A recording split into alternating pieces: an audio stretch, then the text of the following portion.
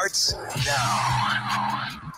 You bet it does. Welcome into Wednesday's edition of The Big Show on your total sports station, KTGR, on the eve of the first Mizzou football season of 2025. And I know, Brenden, you are quite ready. I mean, I'm so ready. I'm so ready. We all are. Oh, Please, let's get to games. We're please. almost Hooray. there. 26 and a half hours away, to be exact, from Who's counting? kickoff. I am. Everyone is. Me too. Yeah. We should have just a countdown ticker on our new YouTube stream that we have. There you go. Right there. If you want to follow us on YouTube and see, all of our semi-okay faces, you can now at KTGR Sports. You can see which Mizzou hat I'm going to wear each day this week. Right. I mean, that's worth it. No, in and of itself, I would think. So go and check out our stream right now on YouTube. Again, KTGR Sports is the channel. You can go and subscribe. But in the meantime, we'll talk some Mizzou football. In the meantime. Yeah. We will do that. We'll talk Mizzou football, but also some Chiefs football because we finally have some resolution on Rashee Rice at long last. Which I think is a good thing. So we'll get to that coming up in a few minutes here as we finally learn the suspension for one of the Chiefs' top wideouts. Callum McAndrew also joins us to talk some Mizzou at 4:25, so don't miss that either. Call or text us here at 875-KTGR. You can tweet us too at KTGR Big Show and find us on Facebook at facebook.com/KTGR Big Show. Now, the Big Show's Big Deal. Yeah, the news dropping, in fact, today, as Rashee Rice is suspended 6 games, now official by the NFL within the last hour.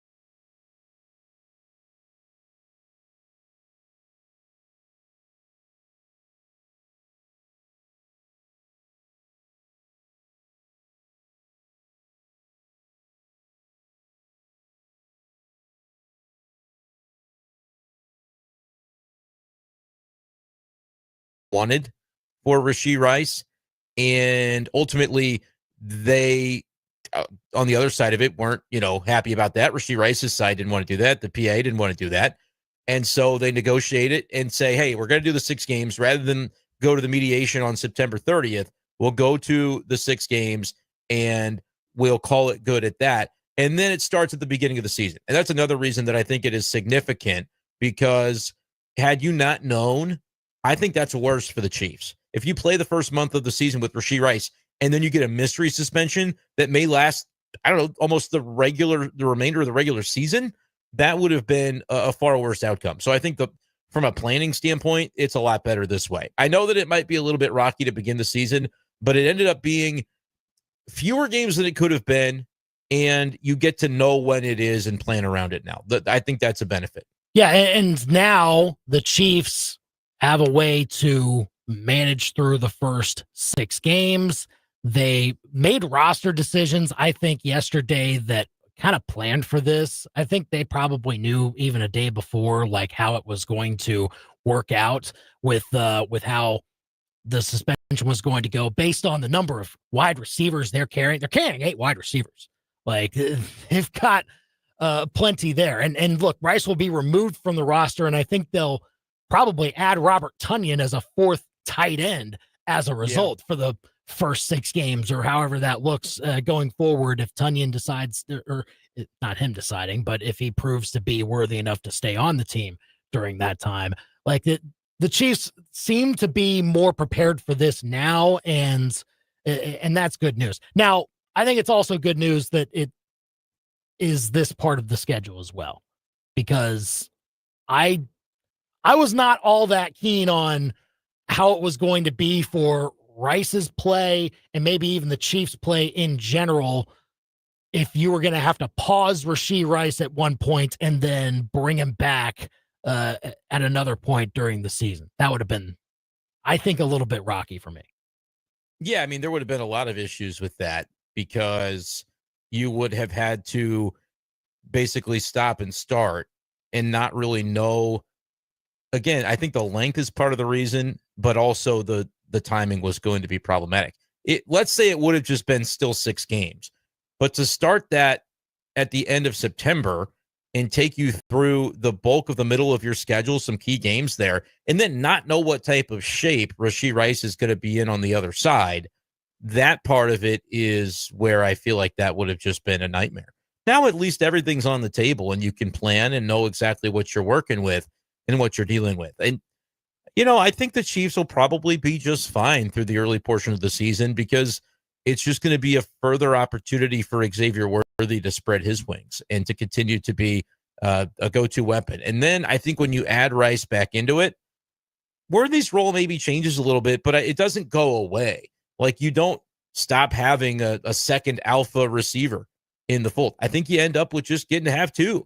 And I do think we can have this conversation of like where Rice and Worthy fall as a wide receiver duo among the elite in the NFL right now today.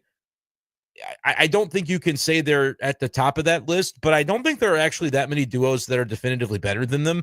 And I also think that by the end of the season, once you get Rice back, we're going to see these guys finally get to cook alongside one another, which we just really have never seen. That's Xavier Worthy last year, Xavier Worthy had those couple of touchdowns on opening night, but he wasn't really used as anything more than a gadget guy. We saw his progression happen after Rice was injured. I think we have an opportunity to see these two actually make each other better and have a very limited list if they really do open up this passing game like I expect in 2025. Very limited list of wide receiver duos on the same team that are going to be better than these two once they both get a chance to start cooking together in week 7. I'm trying to think of them now. Clearly, Jamar Chase, T. Higgins, Jamar and T. A.J. Brown, Devontae Smith. Yep. The Lions guys, Amon-Ra and Jamison Williams. I think Jamison Williams is a really good player. Yeah. So I'll give it to him. There's probably like 5 or 6. Maybe even 7. like now CeeDee Lamb and George Pickens with the Cowboys. I don't like Pickens, but yes, that's one because CeeDee Lamb is that good. The same thing for Jefferson and Addison with the Vikings, by the way. Yeah. Or you could say Jefferson and Adam Thielen if you want to. Thielen back probably Vikings, like that's gonna happen. He's gonna be the number 2 guy now with the Vikings again. At least for the first 3 weeks when Addison's out, it's going to be very interesting to see how he assimilates back into that fold with the young quarterback. But my point is this, like a lot of those have more of a repertoire and a reputation together than the Chiefs guys do, which I totally understand. We've seen both Worthy and Rice individually be really impactful. The reason we haven't seen it together is because they're just both so young. And I think we haven't seen the best of either of them, unless you count the 3 games Rice played last year before the injury. He was unbelievable. He was Amon-Ra St. Brown of the Chiefs last year before the injury. And so I think you're going to get a version of that.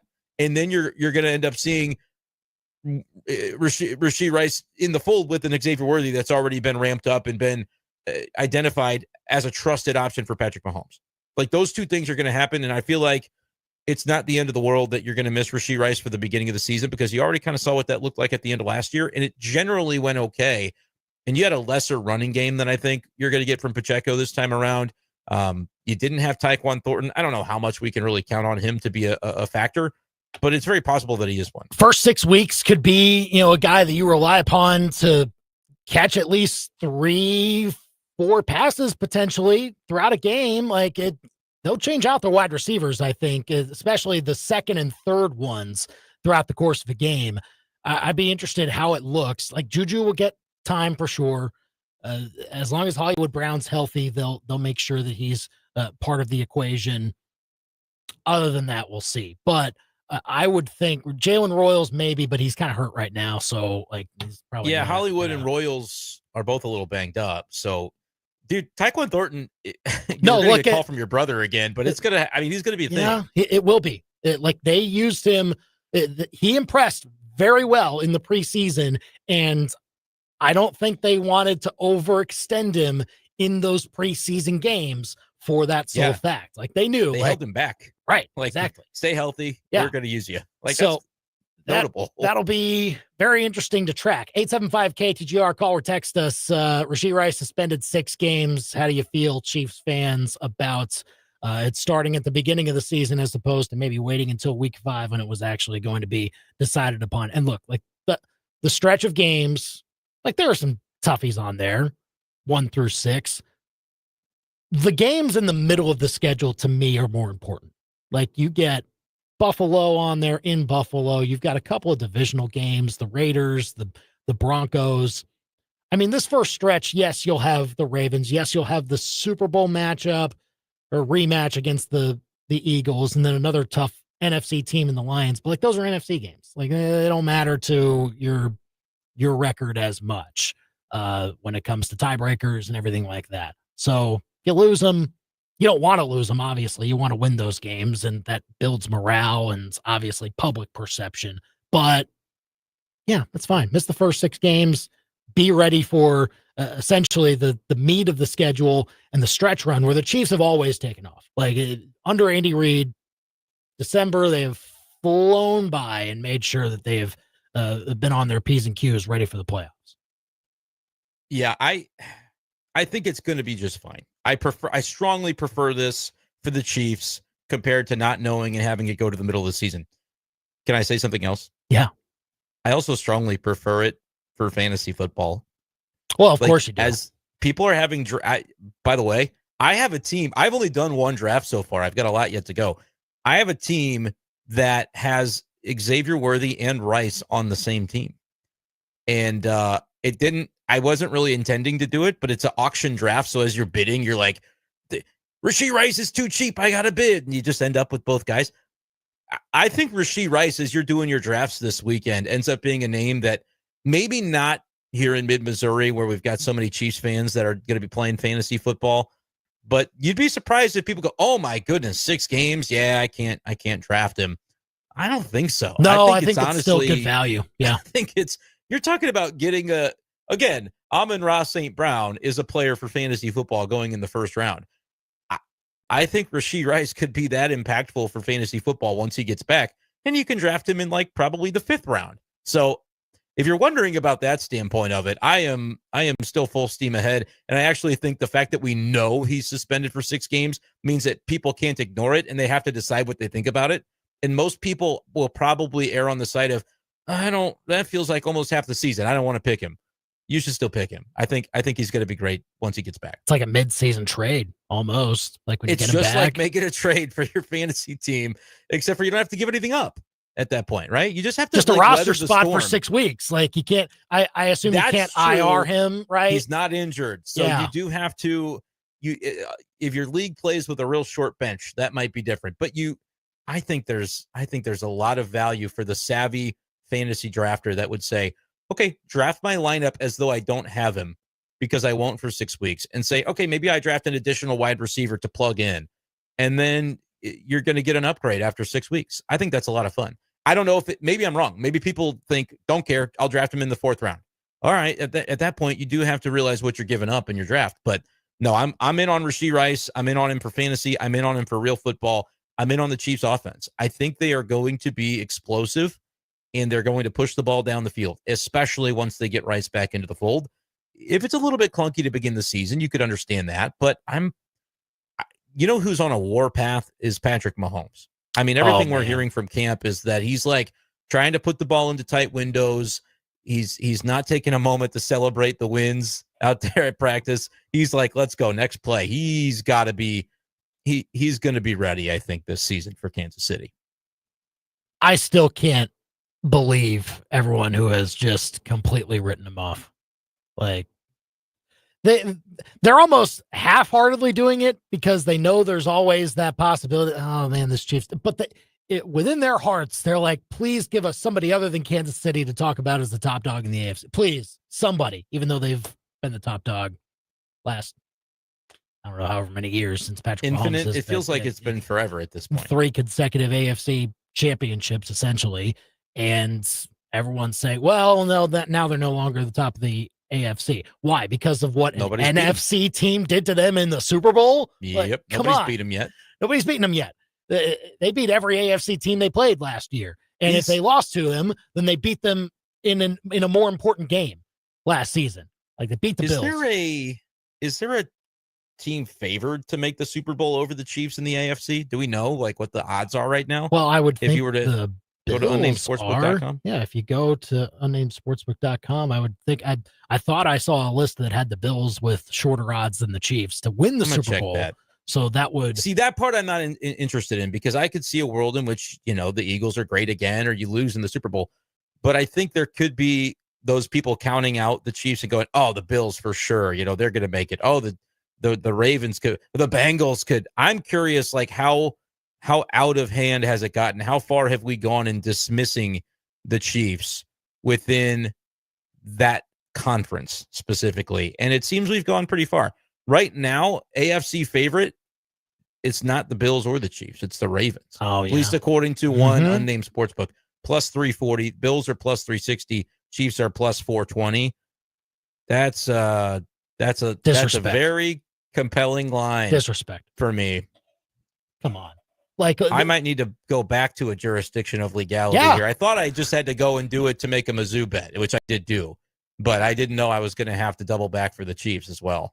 Yeah, make the trip, find a river, whatever you need to do. But I found me a river. You sure on did. that Mizzou thing. Oh my gosh! But yeah, look, like, this makes no sense to me. What happened? Patrick Mahomes still there. Andy Reid still there. The wide receiver room is healthier. The running back room is healthier. Everyone's saying, oh, we're worried about the offensive line. The only thing we definitively know about the Chiefs' offensive line is that it got younger.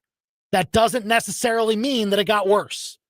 And so let's wait and see on that. And then on the defense, lost Justin Reed, and that's it.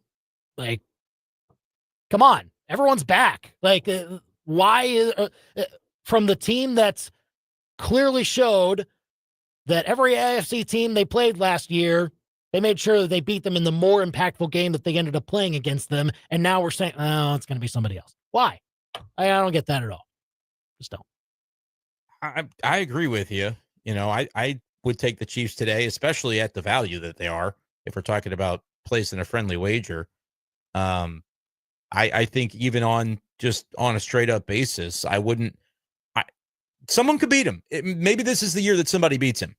But until one of those quarterbacks, those very, very good, potentially future Hall of Fame quarterbacks, beats Patrick Mahomes in that setting, I don't think I will be the one this year to bet against it. I know there have been times where I have ridden the Josh Allen train and have thought that the moment was coming. I don't know that it is. Not yet. He's had multiple moments. Like, he's had the chance to drive down the field and beat the Chiefs before. And I think 2 years ago, or was it 3 years ago, when it's hard to keep track. The Chiefs are always there. The opponent sometimes changes in that AFC Championship game. When they played the Bills in the playoffs prior to last year's game at Buffalo, I think I took Buffalo in that one. Okay. Remember that? That was that before the Ravens game 2 years ago? Maybe that was the divisional round in Buffalo. Divisional. Yes. Yeah. Remember, I was kind of wearing my Josh Allen shirt and I was mouthing off a little bit. And then last year, I said I learned my lesson. And this year, I think it's going to be, listen, unless we see some real regular season drop off to compel me otherwise, I think the Chiefs are back in their rightful spot. They'll want more. They'll want to get over the hump and win the whole thing. But I think the Chiefs are in a good spot, even despite today's news, and maybe partially because of it, because you knew Rashee Rice was getting suspended. And when they didn't get it settled, when they found out what Addison's was for the Vikings, you knew the league was trying to make an example. Oh, yeah. The fact that happens in 6 is still the result instead of 8 or 10 or 12. I think it could have gone worse. Yeah, Pelissero saying that the league wanted 10 to 12. They did. Yeah. And it could have been worse, Chiefs fans. Yeah. And like I said, if they go to mediation on September 30th and then the league, that person goes, yeah, Rashee Rice, what are you doing leaving the scene of a crime? What's wrong with you? And they give him 10? Well, then you're screwed. Yeah, you were not getting 15. lower. Yeah, if you went to arbitration, you were not getting lower than 6, I don't think. No, and it could have been more. Yeah. And then it's at a worse time of year because you're gearing up for the playoffs. So yeah, I totally think this is the best case scenario for really every aspect of this every angle that we could find. Yeah. So I think because earlier today it was reported that they wanted a 6-game suspension, that was still on the table. And it's like, come on, Rice, just take it, move on and play football for 2/3 of the season. So play football and be a model citizen, would you? Yeah. Again, we don't talk as much about that part of it because it's just ingrained in our culture now that, oh, my favorite NFL player is going to be suspended for being a knucklehead. I hope it's not for very long. But that part of it remains. Get a handle on that and just be a model citizen this year and stay out of trouble. Good grief. Call or text us, 875-KTGR. It is a 6-game suspension for Rashee Rice from the NFL stemming from last year's multi-car crash in Texas. So he will miss weeks 1 through 6, but he'll be back mid-October before the Chiefs take on the Raiders week 7. Give us your thoughts on the suspension, 875-KTGR. We'll have our Mizzou football over-unders for the season at 5:05. But up next, we'll talk with Cal McAndrew of the Columbia Daily Tribune about the latest on the Mizzou quarterback situation, what we learned yesterday about what the plan is for the opening game. We'll get his thoughts on all that and the rest of the team next with Cal McAndrew on The Big Show, KTGR. Miss the latest edition of The Big Show? Catch up on demand with a full show podcast on the KTGR app. Download it now, wherever you get your apps. Hi, everyone. Andy Humphrey here for Lee's Tire Company. As summer starts to wind down, the kids get ready to go back to school. You get ready for the fall season, all those regular routines that come back. Don't forget about your tires after the long summer and the extra wear and tear that they took on, probably from those road trips you just took. Get those tires checked so that they can be good to go for the future. And if you need new tires, well, you're in luck because Lee's Tire Company is running their back to school special all this month. You can get a $100 instant rebate when you buy a set of 4 premium Mastercraft, Kelly, Goodyear, or hand-cooked tires. If you go with Goodyear, you can get an extra $80 back by mail. And if your car needs other maintenance, Lee's Tire Company all this month is offering 15% off regularly priced auto repairs. This is why I go to Lee's Tire Company. They always go the extra mile to put money back in your pocket. Go visit them on the Business Loop in Columbia or University Garage right by the MU campus and in Centralia or online at leestirecompany.com. Because if it's round and rubber, Lee's sells it. Lee'sTireCompany.com. It's late. You're folding laundry, barefoot. The room is quiet, except for the soft hum of the dryer. And then you feel it, a tickle across your toe. You look down, nothing. But something saw you first. It's not loud. It doesn't crawl across ceilings like a movie monster. It hides, waits, strikes. The brown recluse, Missouri's 8-legged nightmare, a venomous, violin-shaped menace who seems to have really taken a liking to your shoes, your closet, your bed. But not if Steve has anything to say about it. Call Steve's Pest Control. Steve's will treat the areas recluses love the most and give that recluse the boot. And no, not the one you tried smushing it with. Steve and his team don't just spray and pray, they slay. Hi, I'm Steve with Steve's Pest Control. We're going to solve your pest problem. I guarantee it. Now you got a friend in the pest control business, Steve's Pest Control. There's no one-size-fits-all when it comes to football weekends, and that's what makes Yuenglings such a great pick. From traditional lager to light lager, flight, golden pilsner, and black and tan, they brew a beer for everyone's taste. Whether you're manning the grill, setting up the tailgate, or just watching with friends, Yuenglings got a flavor that fits the moment. Brewed with nearly 200 years of tradition by the oldest brewery in America, Yuengling. Legends stand the test of time. DG Yingling and Son, Pottsville, Pennsylvania. Do y'all remember school lunches? On the little tray, there was pizza, chicken patties, and the little tiny milks. At Billiards on Broadway, come try the adult school lunch. The entree is our famous billiards burger, and your side, our fresh-cut fries. And instead of the tiny milk, wash it down with a tall, cold beer. For the best school lunch ever, Look on down for burgers and beer. Billiards on Broadway. I remember getting a little tiny milk that was bad. Do you? Everyone has their go-to game day outfit. Maybe it's a comfy black and gold hoodie or that old hat you wear because it still hasn't been to a losing game. Hi, this is Sophie Cunningham, and if you really want to stand out on game day, talk to the team at Betts Jewelers in downtown Columbia. Rock your favorite team's colors with a beautifully designed, one-of-a-kind custom piece of jewelry from Betts Jewelers in downtown Columbia, our hometown jeweler. MIZBETZ. These beautiful moments begin at Betts. Begin at Betts. Your daily fix of local sports lives here. This is The Big Show on KTGR.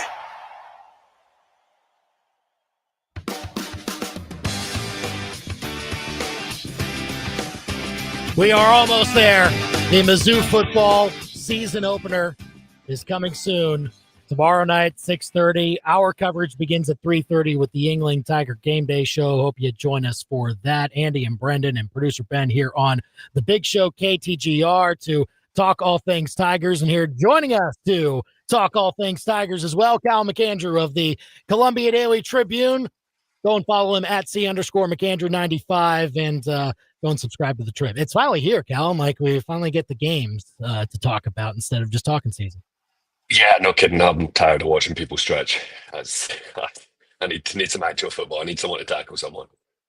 We'll get that very soon for sure. And the last bit of talking before we learn a little more information on the field about the quarterback situation is now what the plan is going to be. And it was kind of confirmed by Eli Drinkwitz on Tiger Talk last night, first reported by Pete Thamel.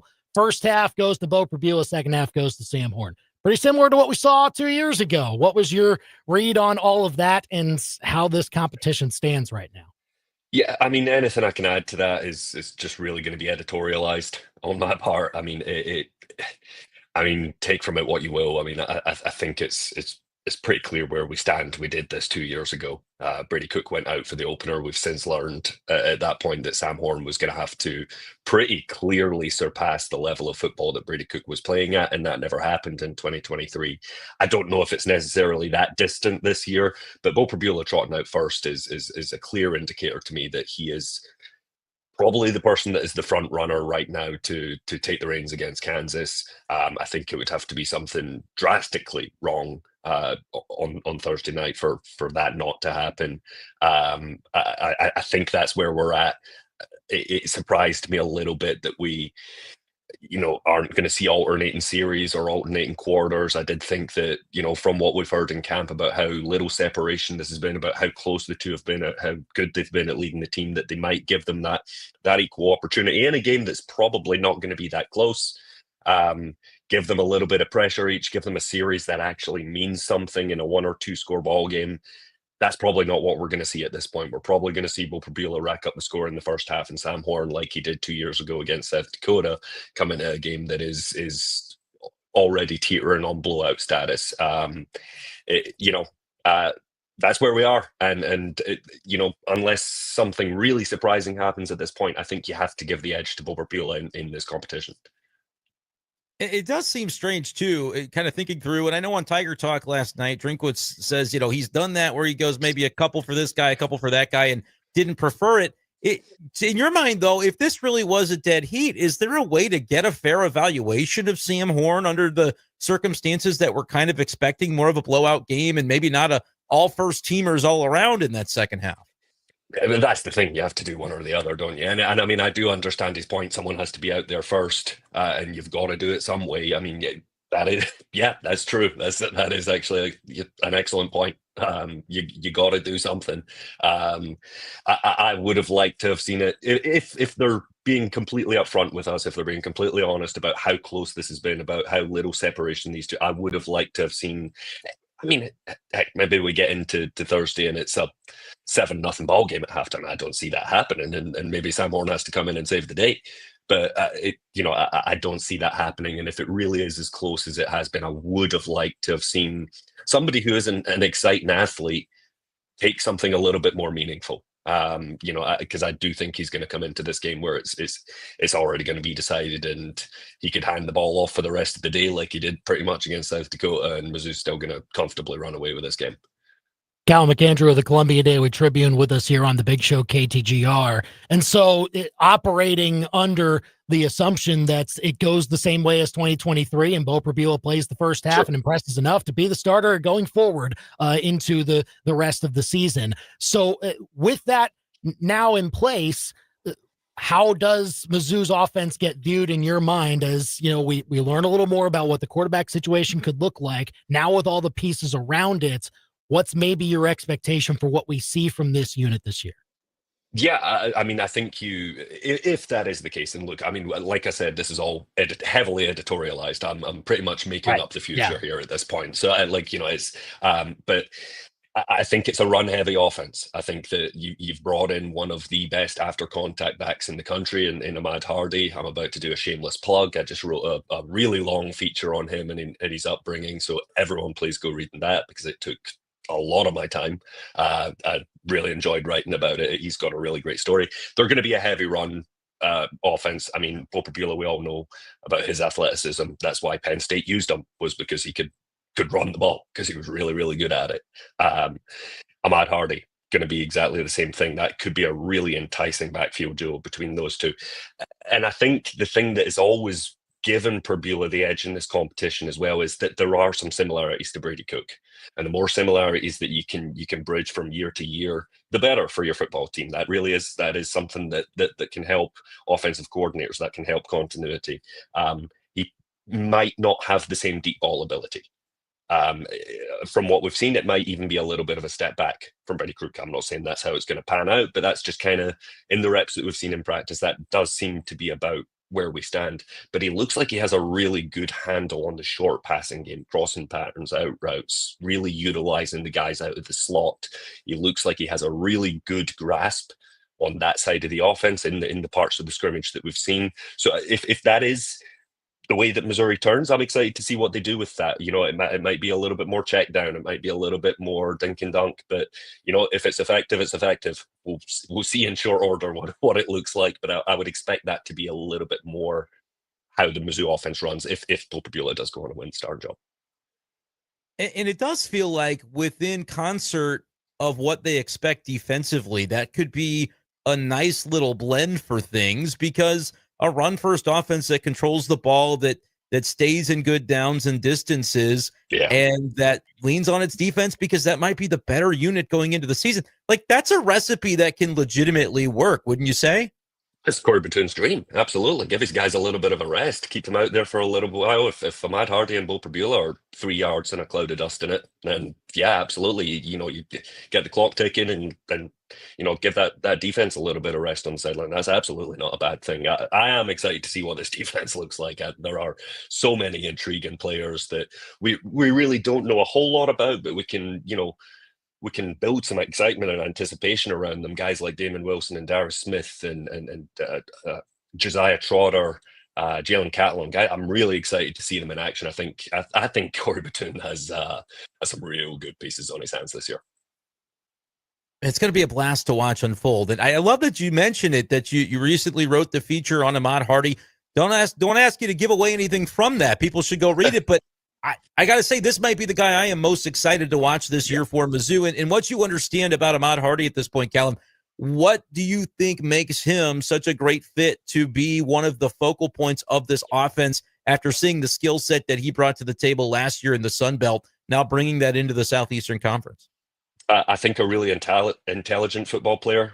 So I spoke with his high school coach for the feature, and they ran the wing tee, which that's wild. But I mean, an intelligent player who went to college and started running zone reads, started running the outside zone under Brian Vincent there. It's somebody that I believe Eli Drinkwitz has had a pretty close relationship with over the years in coach clinics. So they run a very similar scheme. And Ahmad Hardy, whatever he's done, wing T or outside zone, he's got a really firm grasp over what he's doing. He is a yards after contact monster. I mean, that is, I think it was, I believe it was only Ashton Genty and Cam Scatterbu who picked up more yards after being touched last season. That's pretty good company.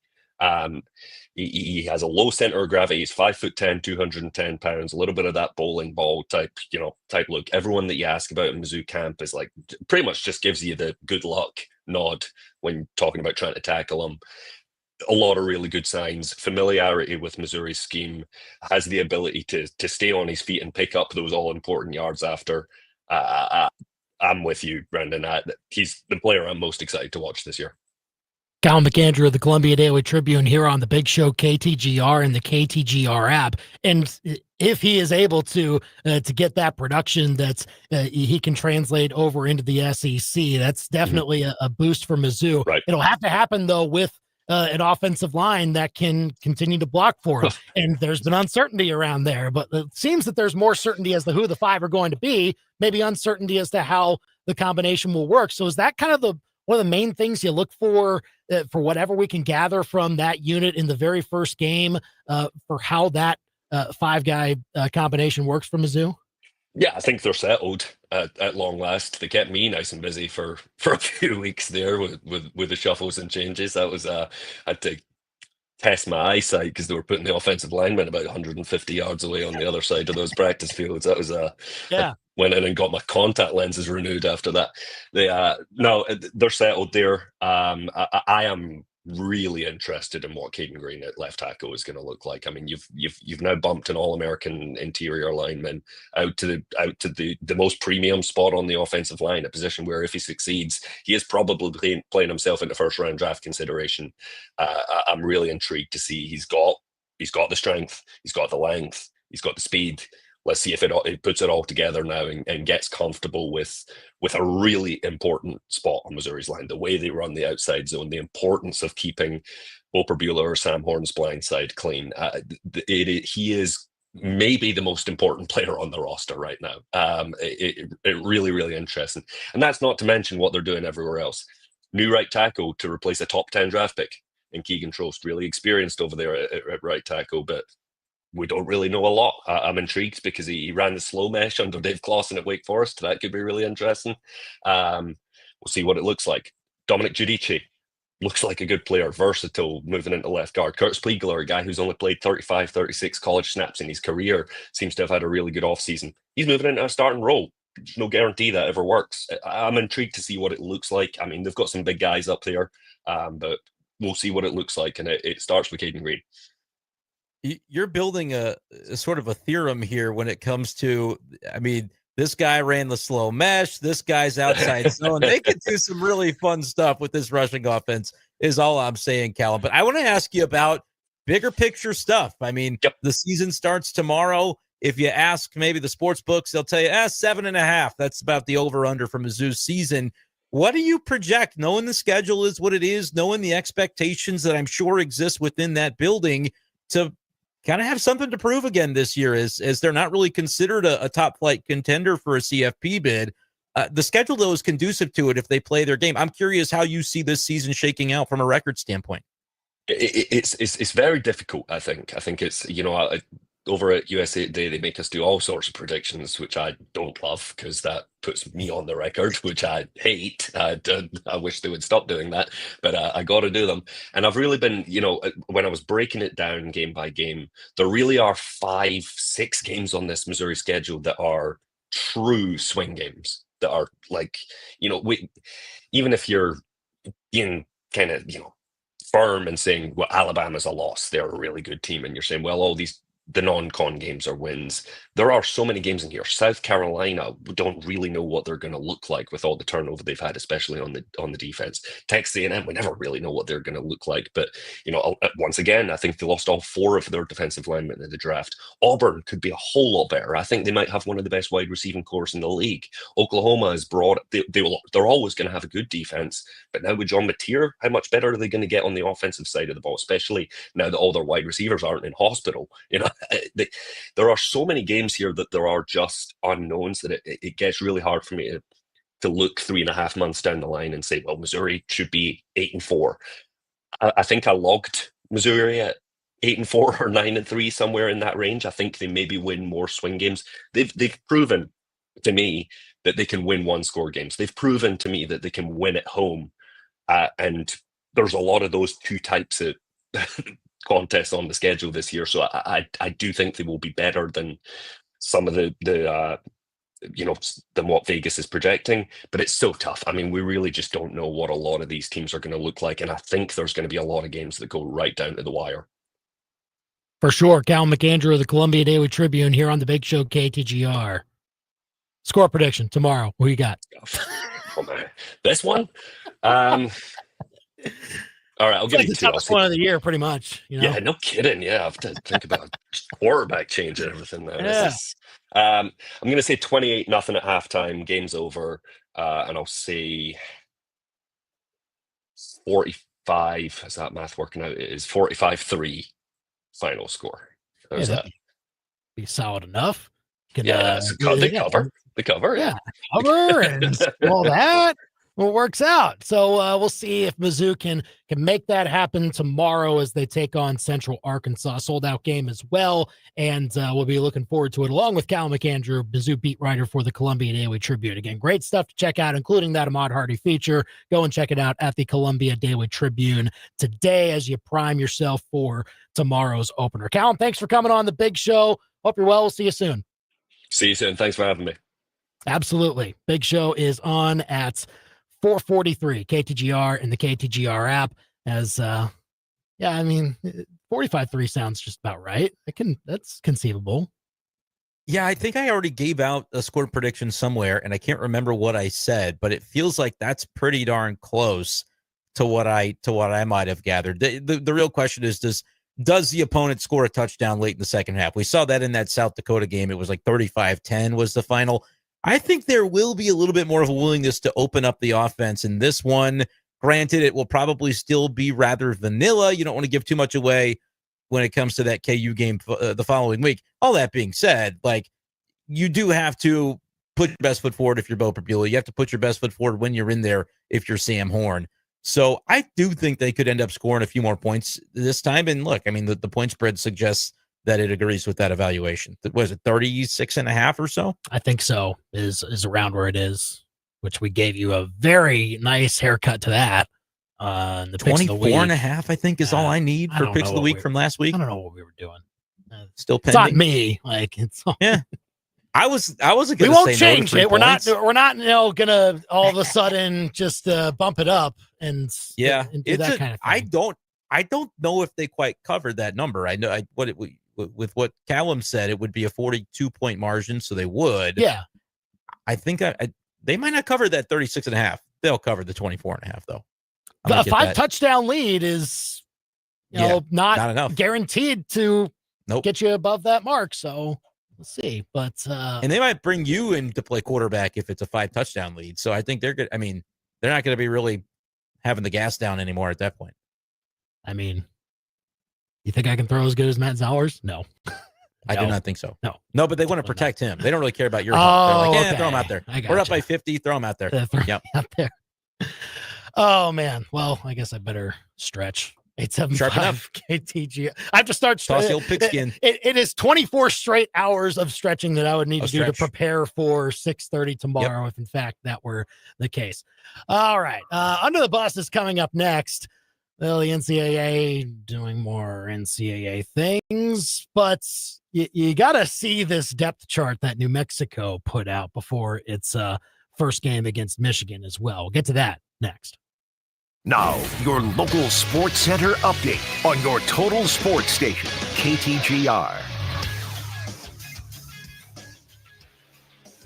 is with Lee's Tire Company. If it's round and rubber, Lee's sells it. Go to leestirecompany.com.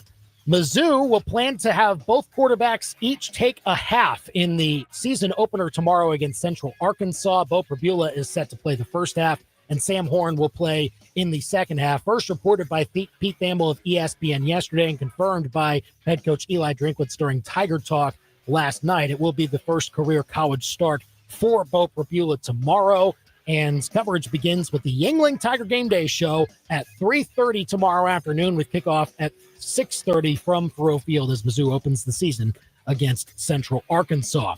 Meanwhile, Chiefs wide receiver Rashee Rice has officially been suspended 6 games by the NFL for violating the league's personal conduct policy, stemming from the multi-car crash that he played a role in last year in Dallas that caused multiple injuries, pled guilty to 2 felony counts there. He will miss the first 6 games for the Chiefs, but be eligible to return Week 7 against the Raiders. Your ABC 17 Storm Track forecast is with the Boone County Office of Emergency Management, inviting you to the 5th Annual Ready Festival at Cosmo Park on September 18th. Get more info about this free event at ready.boonemo.org. I'm ABC 17 Storm Track Chief Meteorologist Jessica Hafner. I'm tracking mostly cloudy skies tonight and a chance for a few showers near the Lake of the Ozarks into tomorrow morning. We'll see morning temperatures in the upper 50s to around 60 degrees. Clouds gradually decrease slowly tomorrow. We'll see a high near 80 degrees, and tomorrow night's a little bit cooler. Morning temperatures on Friday drop down to about 56. I'm ABC 17 Storm Track Chief Meteorologist Jessica Hafner, and that's your ABC 17 Storm Track forecast on your total sports station, KTGR. Truman the Tiger. M-I-Z. Marching Mizzou. And of course, To the house! To the house! the traditions of Mizzou football live here. Join us Thursday. Mizzou opens the season against Central Arkansas. Our coverage begins at 4:30 on your home for Mizzou football. Why stop now? Mid-Missouri's total sports station, KTGR. For months now, you've been staring at that broken door, cracked drywall, and drafty windows. It's time to face it. You need help, and help is easy. Just call Bax Homeworks and let their handyman team knock out your list. Fast, clean, and right. From minor fixes to major jobs, Bax makes it easy to finally finish what you've been avoiding. Schedule your free estimate with Bax Homeworks today and find them on Facebook or at baxhomeworks.com. Bax Homeworks, getting your to-do list done.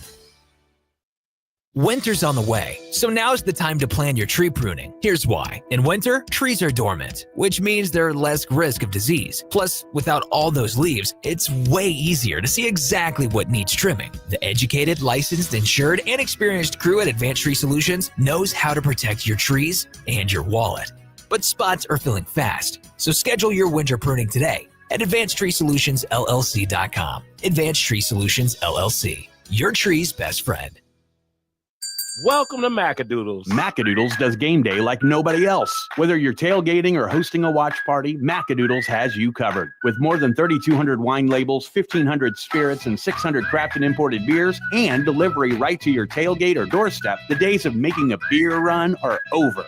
Macadoodles delivers, providing unmatched selection at unbeatable prices. Drive through today or come inside and experience our world-class customer service. Who does game day like nobody else? Macadoodles does.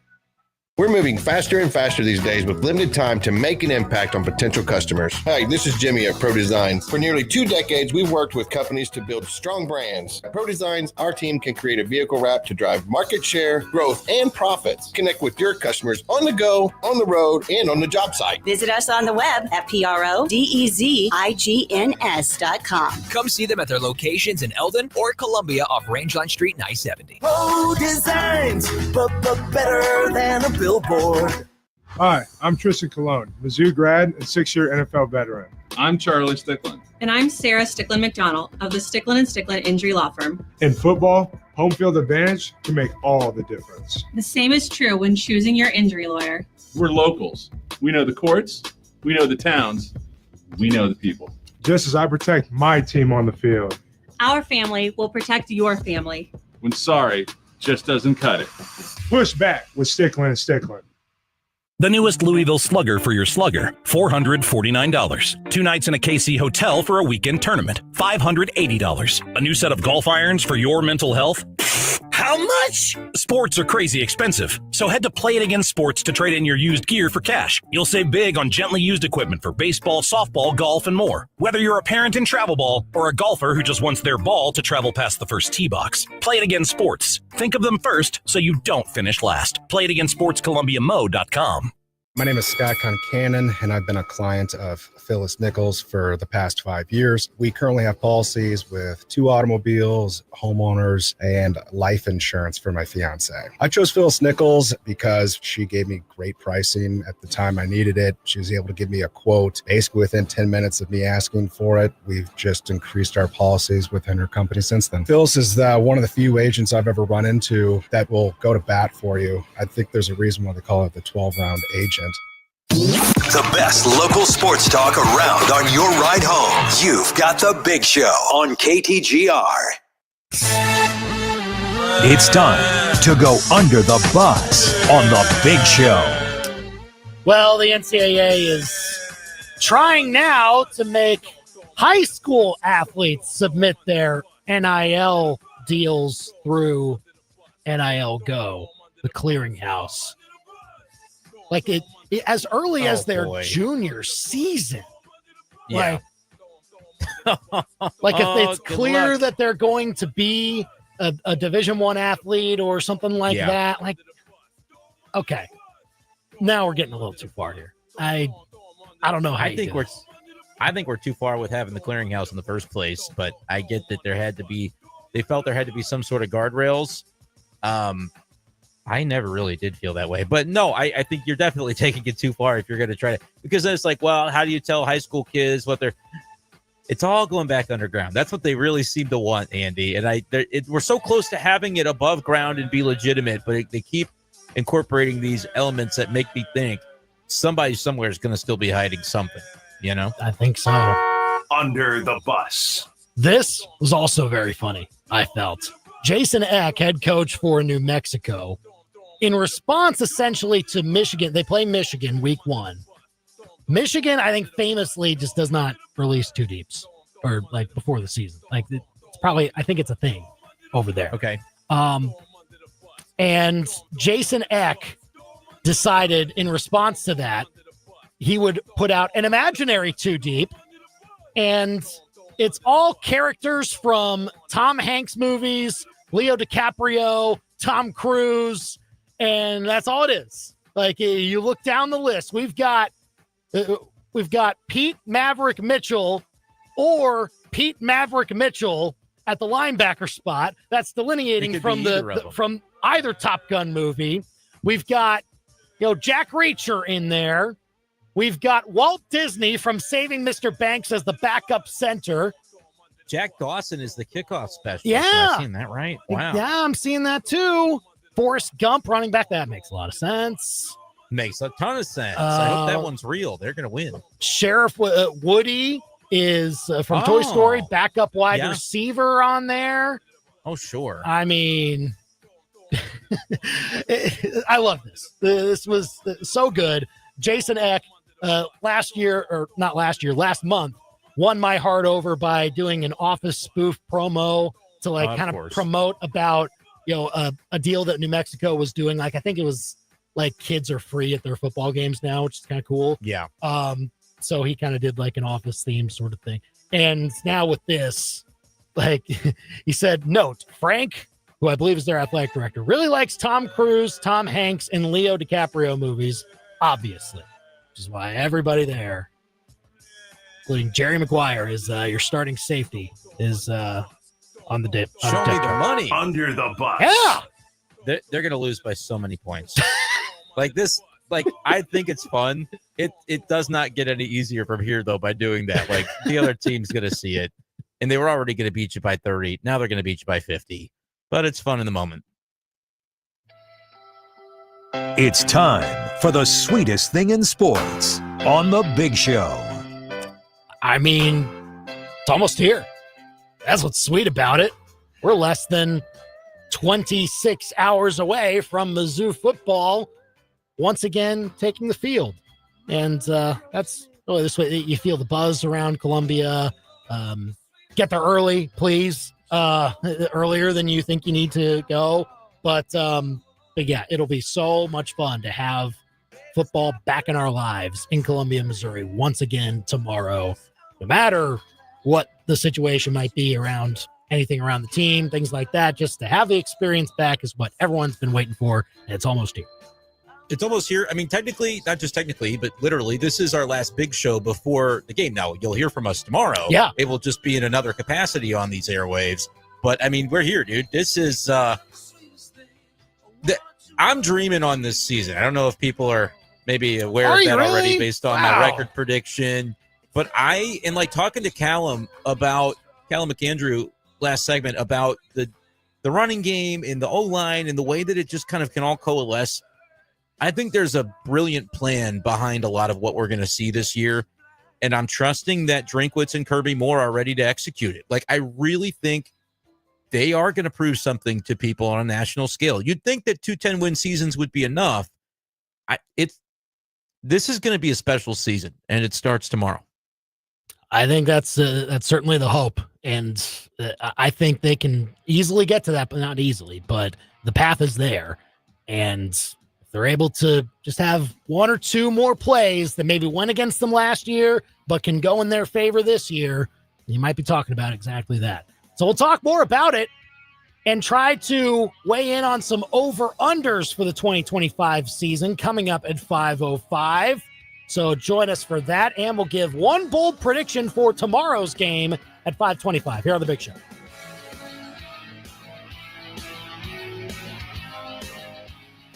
Hyperbaric oxygen therapy. You might know nothing about it, but if you ever need it, you'll be thankful that Boone Hospital Wound Healing Center offers it. It increases oxygen delivery to your bloodstream and tissue, accelerating healing and reducing the risk of complications in hard-to-heal wounds. Find out if hyperbaric oxygen therapy is right for you and schedule an appointment. Visit boone.health to learn more. Real healing starts here. Boone Hospital, Wound Healing Center. It feels like game over for gamers. $70 to $100 to get a new game and 5 times that to purchase the system to play it on. Looking for new tools? Good luck. You might as well try and make your own instead of making 10 easy payments of $1 billion. At Family Pawn, make your money go a lot further. Their inventory right now is packed with more options than they've ever had, from dragons and dungeons to DIY. Not your traditional pawn shop. Family Pawn. Drove your new Defender on 63. Got in a fender bender with an SUV. No need to shout. Don't go crazy. Just get your phone out. Call FPP. They do all the work with your insurance company. 1, call the number. 2, take it in. 3, get your car back like new again. Take it from me, they make it hassle-free. You can't go wrong with the easy 3. Just a 1, 2, 3 with FPP.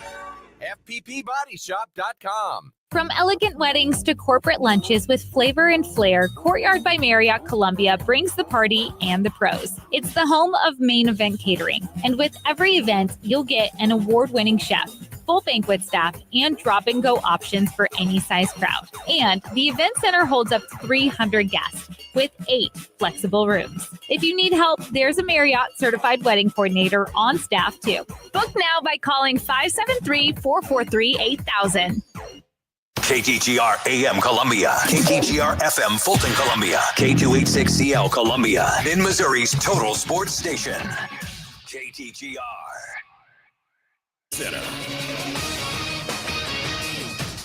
I'm Christine Lisi. Chiefs receiver Rashee Rice has accepted a 6-game suspension for violating the NFL's personal conduct policy connected to his involvement in a 2024 car crash. He'll start serving the suspension at the beginning of this season. KC's odds to win a 4th Super Bowl didn't change much with news of the suspension, plus 750 at ESPN Bet currently. Adding another Lombardi trophy depends on a few things for the Chiefs, explains ESPN NFL analyst Booger McFarland. If the offensive line can hold up, we know what Patrick Mahomes is going to give us. Travis Kelce is in shape. He's lost weight. He's in love. He should be in a phenomenal mood. I think they'll be able to score points, and we know what Spags is going to do on defense. They will be right there in the end, as they've been the last few years. And as long as the ball will bounce their way and the offensive line can stay healthy, they have as good a chance as anybody in the AFC. Jags receiver cornerback Travis Hunter healthy and will play in the September 7th season opener. He's been dealing with an upper body injury the last 2 weeks. Baseball, Yankees hit 6 home runs, including number 41 by Aaron Judge in their 11-2 win over the Nationals. ESPN Radio is presented by Progressive Insurance. Progressive can help you protect your home, auto, boat, motorcycle, ATV, and RV, and more. And if something wasn't mentioned that you had in mind, find out if it can be covered at Progressive.com or 1-800-PROGRESSIVE, because it probably can be. From Faro. 15 to the 10, to the house. Bush. Back to the wall, and it's got her. And Arrowhead. Touchdown! Kansas City. To your speakers. This is the big show, baby. Get fresh takes on the biggest sports stories in mid-Missouri. Right now, this is The Big Show with Andy and Brenden on KTGR. Second hour here on The Big Show. Call or text us at 875-KTGR. If you want to weigh in on the over-unders that we're about to give out for the 2025 season, you can tell us an over-under or two that you want us to weigh in on here on The Big Show, 875-KTGR. We're also live on YouTube right now. You can comment there and, see us on the show as, in addition to listening to us. We'll also talk about one bold prediction we'll give for tomorrow's game against Central Arkansas and some Cardinals before we go at 5:45. What is to be done about the attendance? And it's been a topic pretty much all season long, but we'll get to it again as the Cardinals had, once again, low attendance last night. 875-5847 here on The Big Show. But first, before any of that, it's 5 o'clock. It's time for the Top 5 at 5 on The Big Show. Number 1. If you want to trade away for curtain number 1, you can have curtain 1. Biggest news of the day, I think that has to be what came down from Chiefs wide receiver Rashee Rice earlier this afternoon. Instead of going to that arbitration mediation on September 30th, he is accepting his penalty, and it's a 6-game suspension that will begin with the start of the NFL season. So the Chiefs will get Rashee Rice back for Week 7. I believe that's a game against the Raiders. And frankly, that's about the best possible outcome that could have come from this from a football perspective for the Chiefs. Like from a legal perspective and a personhood perspective, Rashee Rice, buckle in, be a good citizen this year. But from a football perspective, now you don't have to wonder, what's the length of the suspension going to be? Is it going to carry until late in the season? Is it going to take Rashee Rice out of the middle of the year when he should be ramping up toward a playoff push? No, you'll lose him for the beginning of the year, but he's going to be back and ready to go by the time the games start to ramp up midseason. Number 2. Number 2, your timing is impeccable. During our chat with Callum McAndrew of the Columbia Daily Tribune last hour, I can't help but wonder, is Mizzou about to break out the Wake Forest slow mesh with Bo Prabula and Ahmad Hardy? No, I'm mostly kidding, but I really do think this running game has a chance to be among the best in the country this year, and I'm so high on Hardy, who was just written about in a lengthy feature by Callum at the Trib, so go subscribe and check that article out. It sounds like a good one. Number 3. So last night might have been the end of the road for Andre Palante, at least in this current stint in the starting rotation for the Cardinals. 5 runs at the top of the first inning to take the Cardinals out of the game. Honestly, before I had time to even get to Busch Stadium after doing the Big Show. Yeah, it was bad for Palante, and I feel bad because I like him. He's been productive for the Cardinals in the past, but right now I think a trip to the bullpen is really the only choice that they could make. Number 4. Oh, shanked it. Completely different conversation for the Royals as they were down 4-0 to the White Sox yesterday, entering the 8th inning. 2 in the 8th, 3 in the 9th. And next thing you know, the Royals get a big win to stay now 3 games above 500. They're still on the periphery of that AL wildcard conversation. But look, I'm not going to punish them or penalize them to say, they barely beat the White Sox. They needed a 5-run comeback to beat the White Sox. Beat the teams on your schedule. That's the only way you can find yourself in contention at the end. Number 5. What did the 5 fingers say to the face? Slap! I had to check 3 times to make sure this news was real. It's very funny, potentially, as Eric Fetty has signed with the Brewers, of all teams. Yeah, the Cardinals, they still face Milwaukee later this year. That's the Big Show's Top 5 at 5 on KTGR. Call or text us 875-KTGR. That'd be so funny. Can you imagine it? Just imagine it with me for a moment.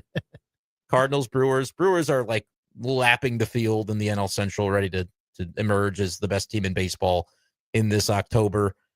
I mean, they're just such a good organization from top to bottom. Everything they touch turns to gold, and they are taking on perhaps the biggest reclamation project of 2025 in Major League Baseball.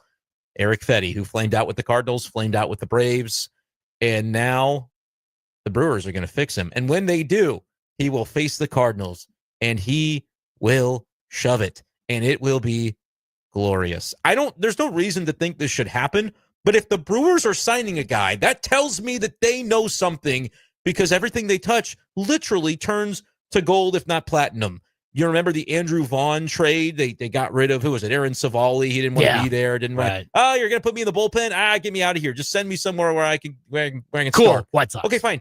Go to the White Sox. What do we get for him? I don't know. We don't care. Yeah, give us Andrew Vaughn. He stinks, but we'll fix him. And then he turns into a stud for that. Eric Fetty, I'm telling you, is going to have a good start against the Cardinals at some point in September. Is he going to start? I have no idea. It's weird that they signed him. I haven't really looked at why. Maybe they have some injuries. Maybe they're just, making sure that they've got their bases covered, and it's probably free, right? The money is not it's got to be the league minimum at this point. The fact that they wanted him, he was in the division. I'd have to go back and look and see, did they face him a couple of times when he was with the Cardinals? Was there something they might have seen in him that they think that they can identify and address and fix? Could that be part of the conversation? There were 3 games this year against Eric Fetty. 2 of them came when he was with the Cardinals. 1 came when he was with the Braves. And so that was much more recent. That was early August.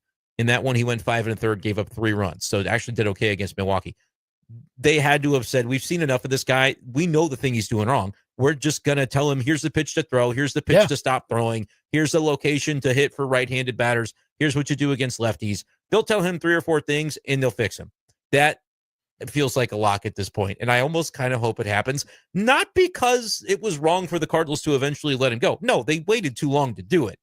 But how funny would it be? Like, that is the final frontier of the John Mozeliak era. Getting it shoved against Eric Fetty, there's nothing that can be funnier than that, or a more chaotic result for this Cardinals, not only season, but just the whole John Mozeliak era.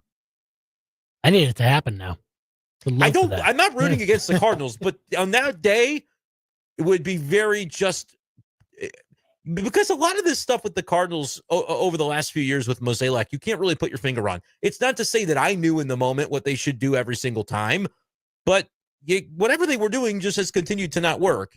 And so if that one, the one that was just the most obvious thing that would never work again, is Eric Fetty starting and giving you quality innings in St. Louis, if the Brewers manage to do that in your same division and they do it against you, you just have to shake your head at that point. So whether it happens or not, I'm not going to say. I hope he pitches against the Cardinals just to get to watch what happens, whether it goes well or not.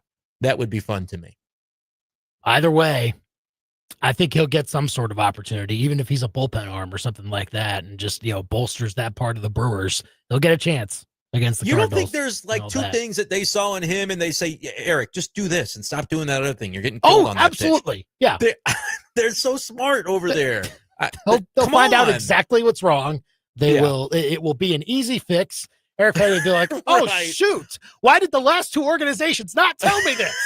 Right. It's going to be going to be earning a lot more money next year. Oh, yeah. Hey, this is perfect time for him. Why wouldn't I would go to the Brewers too? Yeah. Eric Fetty. Seriously. I don't know. They had a lot of other options, but this is perfect. He's going to probably get a free agent deal from somebody after they fix him. No doubt. 875-KTGR.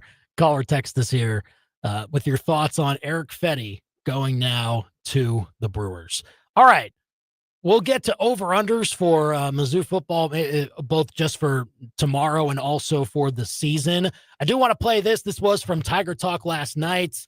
Mike Kelly, voice of the Tigers, broached the subject, said, hey, there's the Thamel tweet out there. He said, sources, I think we know who the source was, Bo Prabula, first half, Sam Horn, second half. Here was Eli Drinkwitz's response with him clarifying that. I just felt like that the best way for us to decide on who was going to be the starting quarterback moving forward was for both of them to play in the game. And there's no great way to do it. right? And so somebody's got to run out there first. I've done it before where, hey, you're going to alternate 2 series apiece. I don't like that. I don't think that gives the guy enough to develop a rhythm. So, everybody's going to get the opportunity to play. I don't know what the game will be like at halftime. It really has no bearing on the decision. Each quarterback's going to get to play a half, and how they play is up to them. And how they perform is really going to be determine their ability to compete. So I agree that there's no good way to do this. It's kind of tough. There's no perfect way to do it. No, especially against an FCS team. Right. Still have doubts that this is the best way if we're truly evaluating both of them in the same vein. Bravo to Drink. I mean, he never winked at any point in that delivery of that monologue. He kept it straight, and he just, what can you do? As though there's not a better way to do it. And it is interesting. Like, he acknowledged directly the thing that I said I would do, which, again, he hasn't asked me, and none of us are surprised by that. 2 drives for the starter, 2 for the other guy. Probably both happens in the first half, and then you can kind of maybe pick and choose from there. The problem with that is you can't really know as the 2 quarterbacks what's going to happen after that. Like, if you script it out to that extent, then it's a little bit tricky because you're like, well, am I going in next? Are we going to keep doing this 2 and 2, or how do we want to do it now? Are we blowing them out now to where we can't really, neither of us should be in the game? Like, what do we do at that point? And is that really enough of a runway to evaluate both guys? You can pick apart probably any approach to take with this. But the fact that we've seen this specific approach happen in a competition that we've all since gone, oh, yeah, that wasn't real. And Drink hasn't said that part even out loud, but he did say it was more lopsided, maybe, as opposed to maybe like real versus not real. But it was more, there was a larger lead for one guy to start out than it was maybe this time. He said that, zero separation, dead heat. Some of those quotes I know have come from him, to where to do it the same way when we know that last time it wasn't a dead heat. And he's since acknowledged, like, yeah, Brady had the lead. He was the incumbent. Sam would have had to outperform him by a certain level to win the job. And then that didn't happen. This time it didn't feel like, to me, they were describing the competition that way throughout August, that Sam has to outperform him by a certain level because we're paying him more, or because he's not going to be a pitcher in MLB next year. Like, no, based on everything that Drink had said, this is not the same as 2023, but they're approaching it the same way. At least on paper before the game gets here. Is there, and Andy, I'll pose this directly to you, is there a realm in which they treat the second half very differently than they did with Sam Horn against South Dakota in 2023? Whether that means he's still playing with starters the whole time, whether that means he's going to get to throw and we're going to run the score up, if that's what that means. Do you think that they change the approach in how Horn gets utilized in the second half compared to 2 years ago? So there is a realm.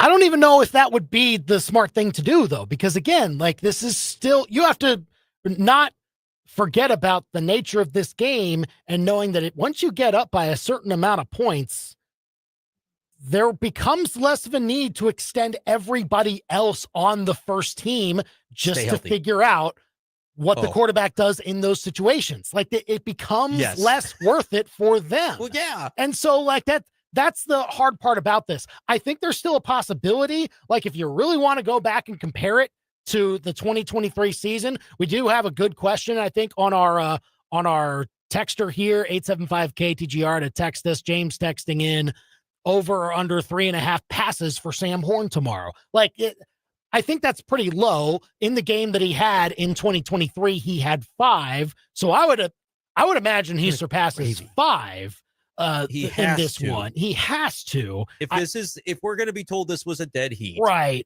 with a straight face, and Drink never winks. I mean, he never lets you in on if it is a joke, he doesn't let you in on it. And to him, it's not. It's serious business, and it should be. It's the quarterback of your team. And I'll say this, he didn't make the wrong decision in 2023. No. He just pretended that he had a harder time with it than he did. Yes. That's my opinion. This time, he's not making the wrong decision, in my opinion. Bo Prabula was always going to be the starter, and he's the right call. And you can't really say, and he won't say it. He won't say that he's the right call specific to the rest of the roster, But don't you think Bo Perbula fits the roster really well, has some similarities to Brady Cook, can run the football in a run zone-based scheme that the offensive linemen have experience running. It's a great defense on paper. Like, take care of the football and don't chuck it deep. Like, Sam Horn would be the choice if you were like, our outside receivers are the best part of our team. We're going to chuck it deep, and that's going to be our offense. It's going to be, Ole Miss type offense. That's not really what fits this team the best. And I hate to say that, like, Sam would lose a competition because of that.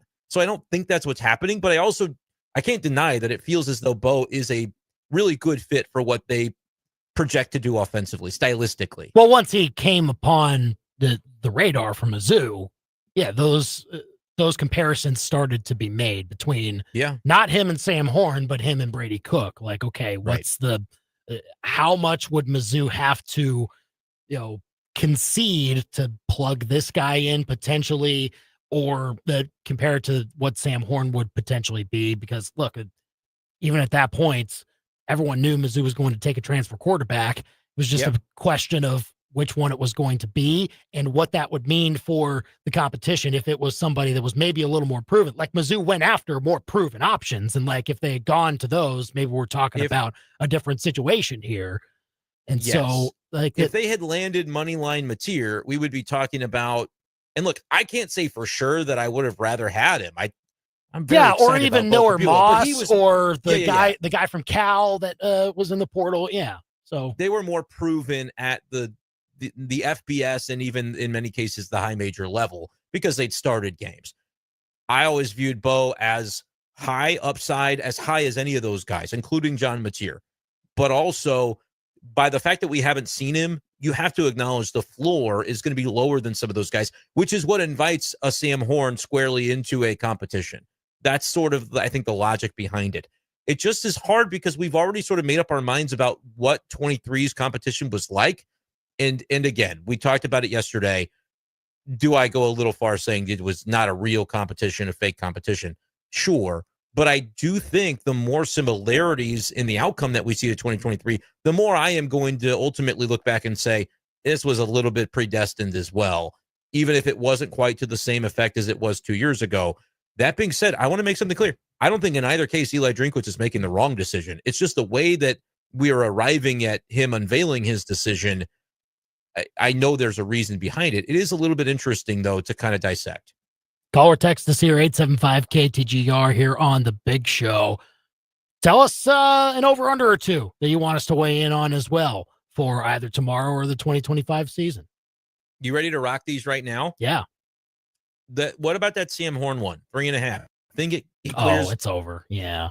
Passing attempts. Like, again, if he was over that in the 2023 game, then he will be over that in this game too. The one part about it in 23, he did have the interception that was not his fault. It was off the receiver's helmet, I think. Like, did he lead him perfectly? No, but that's not a pick. Like, that's never a pick.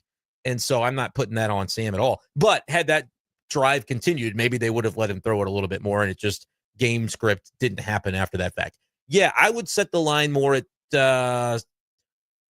I'm going to trust that Drinkwitz is going to at least because as much as Drink ends every sentence to the media saying, I don't care what anybody else thinks, he knows what's said out there, and he also respects Sam Horn a lot. And I feel like it doesn't look good, and he's got to recognize it doesn't look good if you go out there and Sam Horn gets to throw the ball 5 times in the second half. I think I would set it at 7.5 or 8.5, and I'd take the over no matter what number you throw at me. It's not going to be the same. And you know what? It might not be with the first teamers, but he's going to throw the ball a little bit in the second half. He's going to get a chance to play football, I think, more than he did 2 years ago. I think over as well. And yeah, we'll see how long they go with that. But I would say at the very least, the entire third quarter, you still try and give Sam Horn as much run as possible in those situations to get things going. And give him run, but give him run to other receivers as well. That's okay. I'm worried about the blocking. Don't get Sam Horn injured by putting in guys that you didn't feel earned a spot on your O-line. Yeah. But I'm okay. And again, don't get the O-line hurt. It's a tough balance. But I'm letting those freshmen, I'm letting Josh Manning, I'm letting Daniel Blood. Those are my wide receivers in the second half. It's not Coleman. It's not Speedy Johnson. I'm okay with a different receiving core for Sam Horn. Don't get those guys injured if you really feel like there's a top couple or 2 or 3 guys that can catch. Brett Norfleet, if it's 28-0 at half, I don't know if I'm sending those guys back out, even with Sam Horn going. That's dependent upon score. Score at the time, I think, does matter. Yeah, I mean, maybe there's a threshold. Like if you get to 28-point lead, maybe you reach 30 at that point, then start to phase people out. I think the hope, though, is that Mizzou's defense is able to hold the Central Arkansas to as many 3-and-outs as possible, or really short drives, to the point where you're not taking so much time off the clock, and you allow for a few more possessions as early in the second half as you can, as opposed to what happened 2 years ago where Mizzou only got 4 possessions, and that was it. And I tell you what, I think there's a risk of that happening again, because here I've got 2 touchdown props for you. Over under 0.5 passing touchdowns for Sam Horn. Does he throw a touchdown in the second half? Are they giving him an opportunity to do that, or is it just going to be run? Well, they'll give him an opportunity for sure. The question is, does he actually do it? I think is also part of it. But they will give him an opportunity because they'll be in the red zone at some point, and then they'll say, "Okay, let's see what this looks like." I'll say yes. 1. Okay, I'll say over as well. Half a touchdown for Sam Horn passing the football. Help me out again. I hear 10 different people say it 10 different ways. The freshman that I love. How do you say his name? The wide receiver? Donovan Olubade. Olubade. I think Sam Horn's going to throw one to Olubade. They're going to let the kid play in the second half. And I think we're going to see a moment that we're going to go, oh, baby. So that's my hot take. Over under 0.5. Half a touchdown for Dalen Carnell, because we know he's coming up on trying to set that record, and I think Dalen Carnell scores in this game. So that's going to make a problem for Bo. Yeah, that he's getting 1 in this game and 1 later in the season. There was 1 last year. There was a defense touchdown last year. Toriana Pride pick 6 like that. You're going to get a touchdown in this probably in the first half from the first team defense. That's going to cause Bo Perbula. We're going to have to wait a little bit longer for one of those Bo Perbula possessions. Dude. But I'm going Dalen Carnell to find the end zone. If ties the record, gets 1 later in the season to break the record. If that is on a river somewhere or past the river somewhere, it probably is. I bet there is some good value on that. I might have to take a peek at that. I'm not going to have time. I don't think I'm not going to have time to go back to I Illinois. highly doubt that they would have it, though. That's my. Sometimes they do, but you're right. They probably don't. 875 KTGR. Call or text us with over-unders for the game tomorrow and maybe even for the season. Josh texting in, Bo over under 25 yards rushing. Oh, give me the over. He can do it on 1 play. I don't think they're going to design a ton for him. Yeah, sack yardage, though. I mean, you're right. Good point. Yeah, I'm going to take over because of my blind optimism, acknowledging that he's not going to get, maybe, if you tell me rush attempts, 5.5, sacks included, under. I'm saying under 5.5. He's not going to run the ball a bunch. He will have 1 explosive play with his legs. Because there should be not you much. Angry when he said that. Well, there should be not much pocket breaking down. Yeah, those types of plays. But it's the first game. There's no preseason in college football. We got to remember this.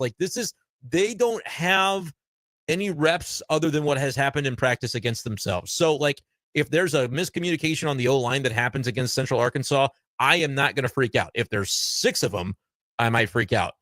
But Bo Perbula can escape the pocket when that one time happens, or maybe they will design a run for him. I mean, if you're evaluating Bo Perbula as part of this, which I don't really think they are. I think he's the starter. But if you're evaluating him too, that's part of what he brings to the table. I think they'll do it for sure. So they'll have at least one design run to see what it looks like. Give me 20. Give me like a 25-yard run for Perbula to clear that over under that was texted in. I think he'll go over as well, just to see what it looks like there. Here's one. I got one for you. I don't want the rushing yardage for Ahmad Hardy. I want you to set a line, or us to come together and do it. How many rushing attempts? Because we talked about it. You feel like Jamal Roberts is going to get some run in this game, and I actually agree with that. Third downs especially, he might get his own various series from time to time. Keep Ahmad Hardy fresh and so you're saying for this game, how many for carries? This game, how many attempts do they give him? Because I don't think he plays the second half either, not even for a snap. So for setting the line, 2 years ago, Cody Schrader had 18 carries, but that was kind of before we realized he was right. Yeah, the it GOAT. was still kind of him So- and Nate Pete sort of Pete had- tag Pete had teaming 14. Man, Did Cody even start that game? I guess he probably did because I think he emerged did. late in the previous season to Yeah. be like, all right, you're a pretty good player. Yeah. But anyway, I I'll don't set it think at it's 15 that. and a half. 15 and a half for Ahmad Hardy. Yeah. 2 years ago, those were the only two running backs that carried the ball. This year, maybe both Roberts and Ahmad Hardy get to that number if there's not a third guy that Drink really trusts to play significant snaps. Because nobody else ran the ball last year or 2 years ago, like all season, besides Pete and Schrader. Last year, they mixed in a little bit more. Quan Lacey got some run later on. And just as an aside, for last year, Nate Noel got 11 carries in game one. Marcus Carroll 6, Kejuan Lacey 5, DeVoris Jones 6. Yeah, so that's more the breakdown. I expect there are two. Is Tavoris still with us? He's still, yeah, and he's on the depth So chart. He'll probably get he's going to some time get too. 5 or 6. Jamal's going to get 8 to 10. I'm going to say under for Hardy because I think they will really. I think Mizzou's going to get up big in this game, and so if that happens, they're going to be more careful with the first team guys, and they can make the case that we put Orr on the depth chart anyway. So Roberts can get a dozen carries.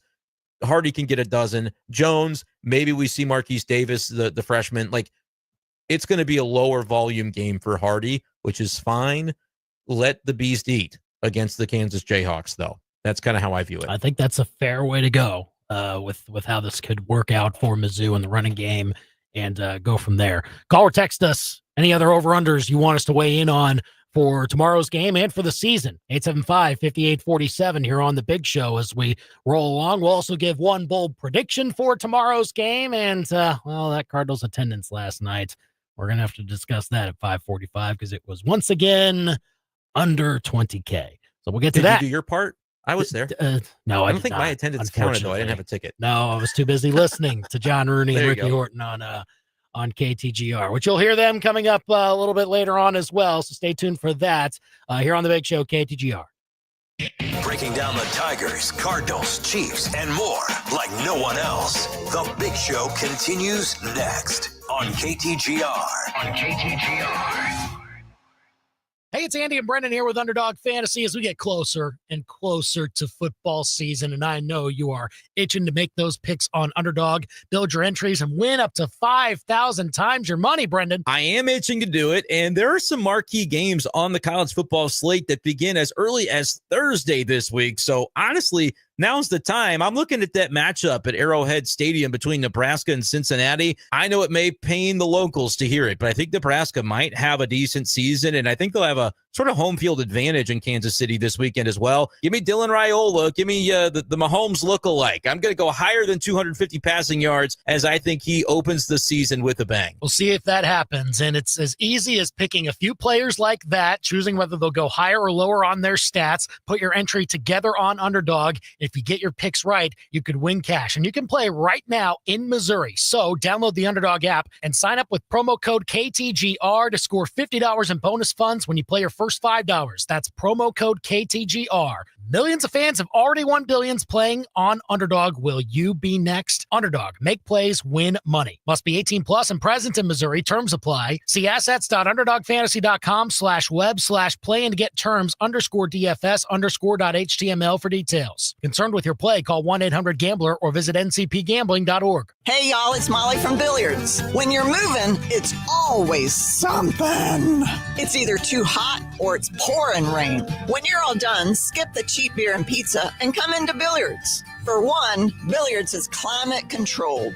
And two, we're not expecting any help. And hey, the only thing you'll have to carry out are your leftovers, if you have any. Looking on down for burgers and beer.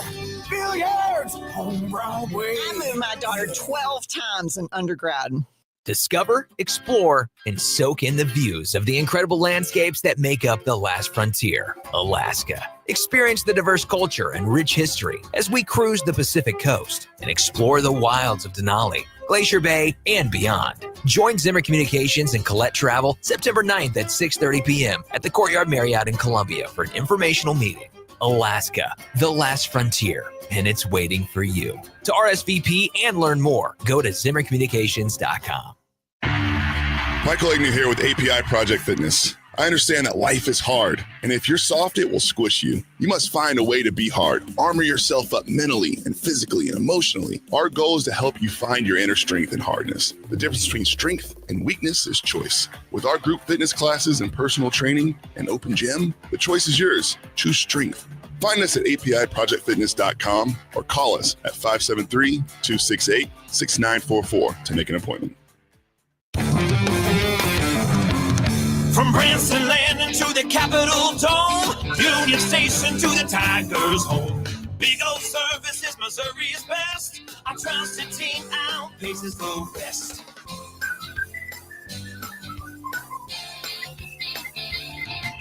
Show me safe coverage wherever you go. We've got you covered at Big O.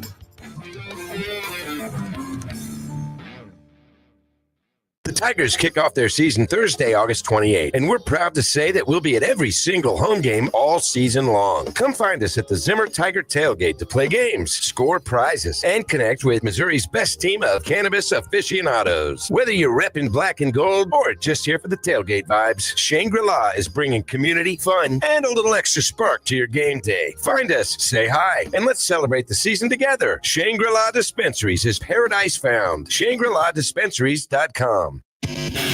Back to more of the biggest sports stories in mid-Missouri. You've got The Big Show on the KTGR app. It's almost here. Season opener tomorrow for Mizzou football. It is back. Call or text us about it at 875-KTGR. What's going on, Brenden? What you got? Oh, yeah. I can almost already hear. You can hear it. Absolutely. Yeah. Yeah. So, you know what I'm saying? You can it's almost in stereo, right? Yeah, exactly. You've got that coming back soon. Also, don't forget, this week also back, Tiger Tailgates, man. Like, Tiger Tailgates. Again, our prime location right in front of Mizzou Arena, where you can go and get free food and drinks from Dive Bar, Bud Light, High Noon, Lucky One Lemonade, who we're lucky to have this season, Midmo Water Solutions. Okay, here's the thing. Purpose? Lucky to have. Lucky to have. I mean, you think you're being clever? Is that what that was? No, I'd say I just lucked out on that one. But here's the thing. Everybody, okay, listen to me. Everybody huddle up. Huddle. Right. I'm doing the huddle. Like, all right, coach. On radio, you can't see this, but our YouTube audience can see it. YouTube can see us. We're huddling. We're huddling.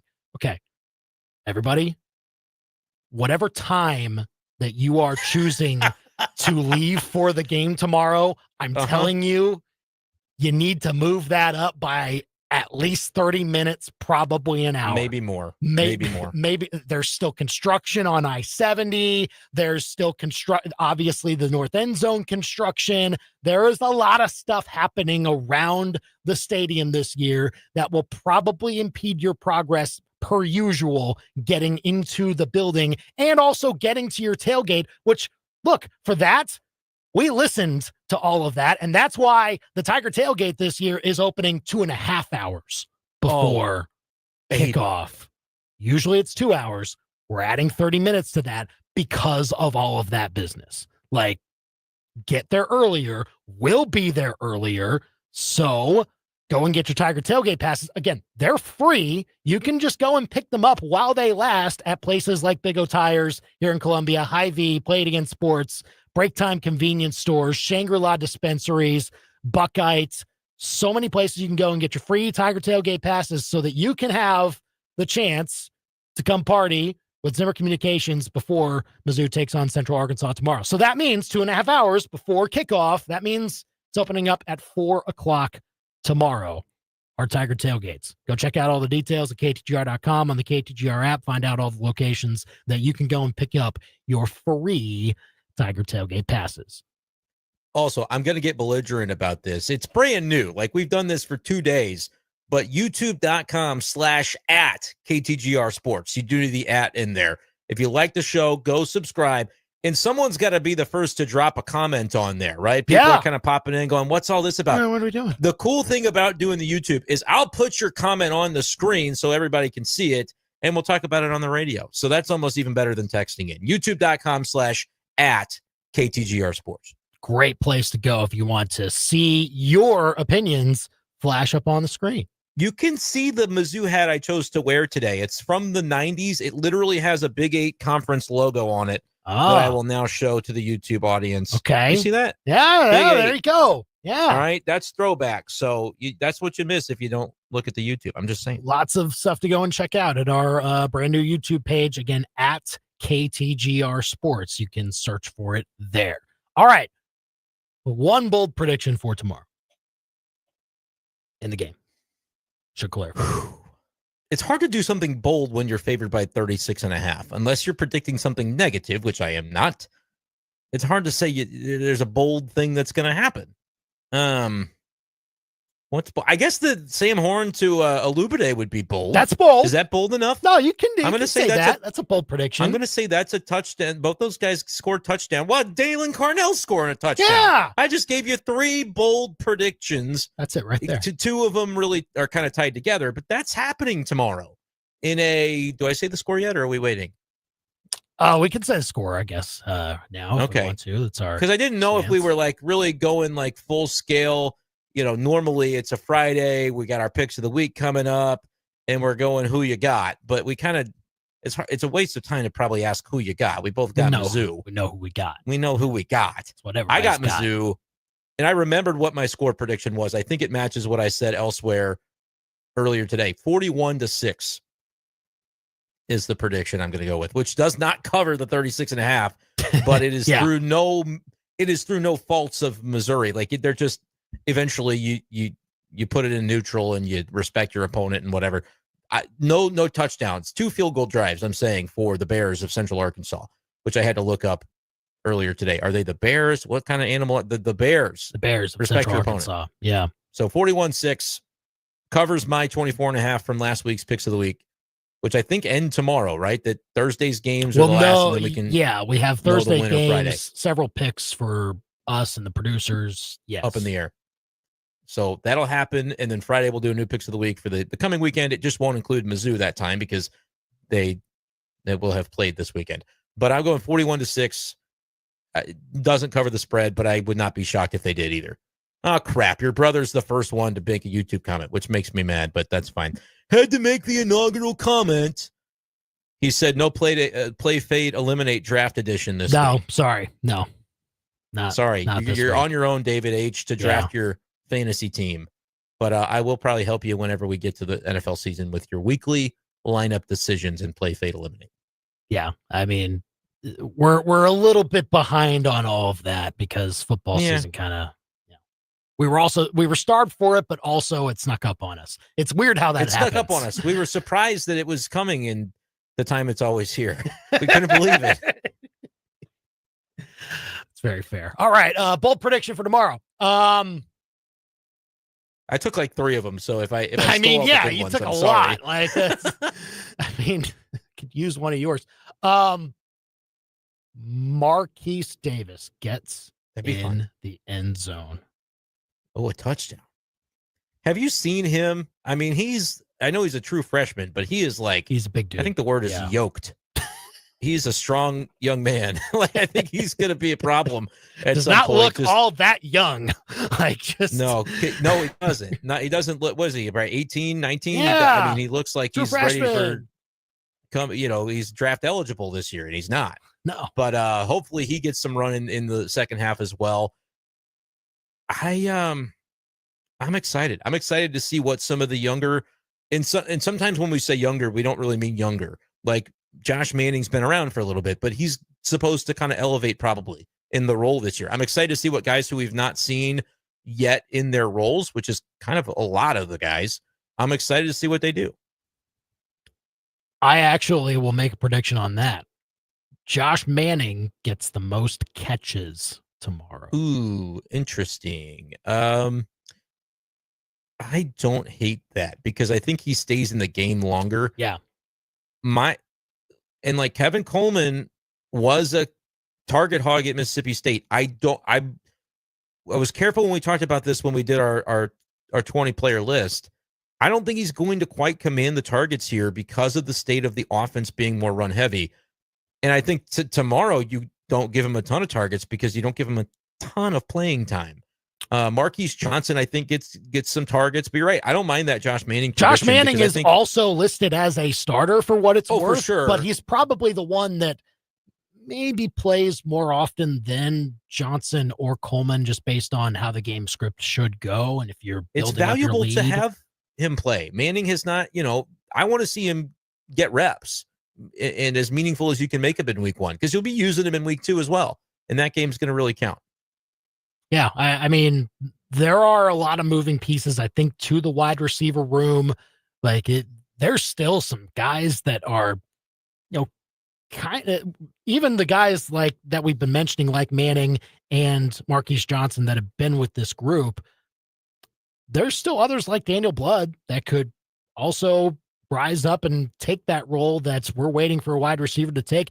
It could even be the other transfer wide receiver that Mizzou got this year, and Xavier Lloyd, who's coming from Illinois State. He's here for his last year too. So, I mean, he's got a lot of experience. Maybe he finds a way, the speed of the game type of thing, moving from one conference to another.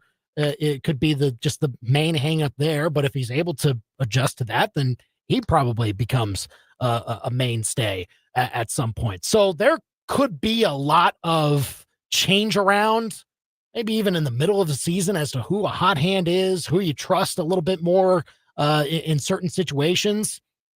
But yeah, the Manning seems to be the one to me that maybe can prove a little bit more later in the game and still have that talent on the field to continue building up that lead as he should.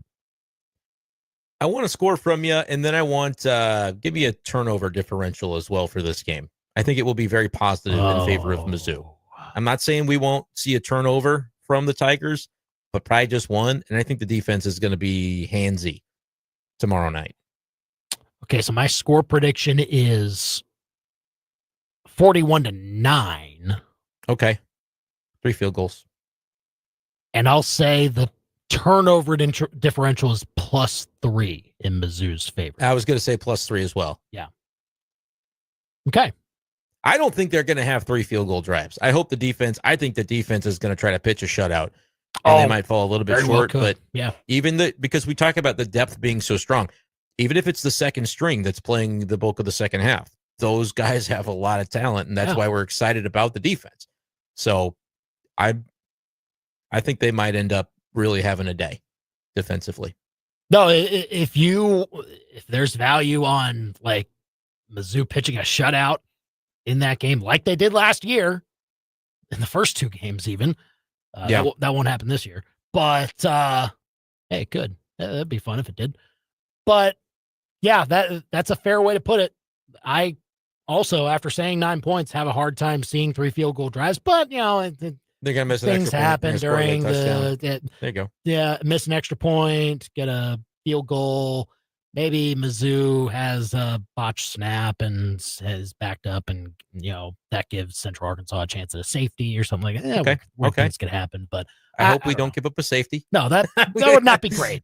I'm gonna say that right now. But weird things can always happen in week 1. So make sure they don't. Mizzou, either way, will have a dominating performance. That there will still be those 2 or 3 moments maybe during a game where you're like, why did that happen? Oh yeah, it's inevitable. It won't overshadow how Mizzou plays in this. Yes. Oh, here you go. One more bold prediction for you. When that moment comes, guess who's not going to be tweeting about it? This guy. Hey, bold prediction. No dumb tweets from Brenden tomorrow. You taking over or under 0.5? 0.5 dumb tweets. Truly reprehensible tweets that will get the head coach to retweet you. If I'm the judge call of you an this, idiot. then it might be a little generous on the overside. But no, I mean the judge of it is technically the head football coach. Okay. Because if he retweets a dumb tweet, then number of times that he retweets you? No, number of tweets that deserve it, whether he sees it or not. Okay. No, you'll be good tomorrow. Let's go. See, this will be the first time since November 9th that I'm eligible to tweet during the game. I just think we need to make that clear to the audience. So what an occasion! Like, do we have to have like an official like lifting of the suspension, like some sort of ceremony? We want to make less of it. We want to make less of it than more of it. But I did feel like I did need to bring it up. And at this point, the audience can judge. You know, if you see me tomorrow and you go, "Hey, that one's out of line," you just let me know, and I can delete it before he sees it. You know, there you go. That's where we went wrong last time. No, I'm kidding. Bold predictions. Text them to us or comment on our YouTube page. 875-KTGR is the number to call or text. And we've got Cardinals pregame coverage coming on the radio here soon, but we'll be continuing on the KTGR app and on YouTube up until 6 o'clock, where we will talk about another down attendance day. One of the more down attendance days we've seen at Busch Stadium in quite some time, happening over the last couple of days. So we'll talk about that next after this live local sports center. Now, your local sports center update on your total sports station, KTGR. Good afternoon. I'm Andy Humphrey. This sports center update is with Lee's Tire Company. If it's round and rubber, Lee's sells it. Lee'sTireCompany.com. The NFL officially announced today that Rashee Rice, Chiefs wide receiver, will be suspended 6 games for violating the league's personal conduct policy, stemming from the role he played in a multi-car crash in Texas last year that caused multiple injuries. Rice pled to 2 felony counts, sentenced to 30 days in jail, 5 years probation for that. So Rice will now be suspended the first 6 games of the Chiefs season. He'll be eligible to return to the Chiefs Week 7 against the Raiders. That game will happen Sunday, October 19th. Mizzou takes on Central Arkansas tomorrow with kickoff at 6:30. The plan, according to Pete Thamel of ESPN, is that Bo Papula will start the first half, play the whole first half. At quarterback, Sam Horn will take the second half. You can hear coverage on KTGR with the Yingling Tiger Game Day show beginning at 3:30, kicking off 3 hours of pregame coverage before Mizzou takes on Central Arkansas at 6:30 tomorrow night. Your ABC 17 Storm Track forecast is with the Boone County Office of Emergency Management, inviting you to the 5th Annual Ready Festival at Cosmo Park, September 18th. Get more info about this free event at ready.boonemo.org.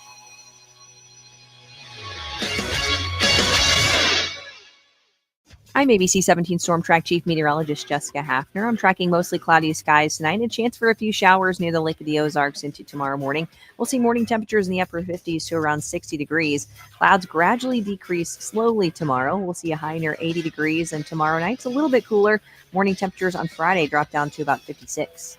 I'm ABC 17 Storm Track Chief Meteorologist Jessica Hafner, and that's your ABC 17 Storm Track forecast on your total sports station, KTGR. Baseball is a game of agility, power, and speed. That combination provides wonderful moments all season long. Every hit, every home run, and every pitch. It all matters in a long season. Any moment could be the next moment that you don't want to miss. I love bringing those moments to life for our listeners right here on the Cardinals Radio Network. And I love how it sounds on the radio. Don't miss any of the action. St. Louis Cardinals baseball. On your total sports station, KTGR. Epic Bug Battle Raps. Brown Recluse versus Tick. Fight! Yo, Tick, you think you're sly, but you're an amateur fighter. I'm a brown recluse spider, spitting venom, cause I'm a better biter. You codependent loser, latching on skin. I wish we weren't related. You a lame arachnid.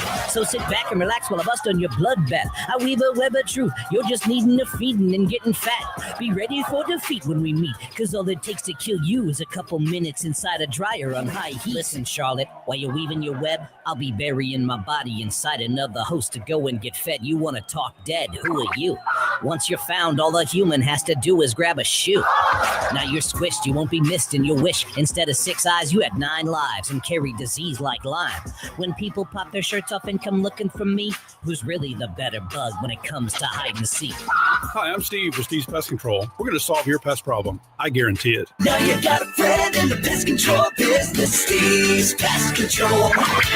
Hello there. This is Quentin with JQ's on High in Jefferson City. We are looking for skilled and passionate hospitality team members who can bring both front of house charm and back of house know-how to our unique food service operation. We offer competitive pay plus tips, a fun work environment, and we welcome your creative input on our made-from-scratch menu. If you are dependable, love great food and great people, apply in person today at JQ's on High and be a part of something special here in Central Missouri. After a summer full of family vacations, road trips, and chauffeuring kids all over the place, Lee's Tire Company wants to give your vehicle and wallet a break with their back-to-school special. This August, get a $100 instant rebate on a set of 4 premium Mastercraft, Kelly, Goodyear, or Hankook tires. And save on Goodyear with up to an $80 mail-in rebate. Plus, 15% off regular priced auto repairs. Only at Lee's. Lee's Tire Company is round for you.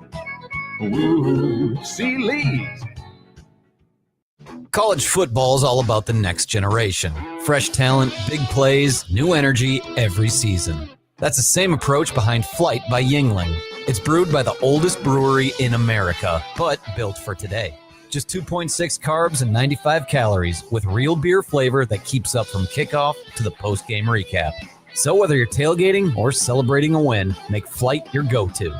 Flight by Yingling, the next generation of light beer. DG Yingling & Son, Pottsville, Pennsylvania. Everyone has their go-to game day outfit. Maybe it's a comfy black and gold hoodie or that old hat you wear because it still hasn't been to a losing game. Hi, this is Sophie Cunningham, and if you really want to stand out on game day, talk to the team at Betch Jewelers in downtown Columbia. Rock your favorite team's colors with a beautifully designed, one-of-a-kind custom piece of jewelry from Betch Jewelers in downtown Columbia, our hometown jeweler. MIZBETZ. These beautiful moments begin at Betts. Begin at Betts. Columbia just got armed.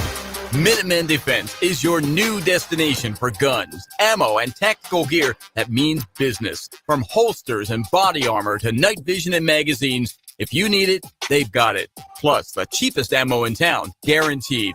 Located right off I-70 and Rangeline for fast, easy access, locally owned, veteran approved, built for serious shooters.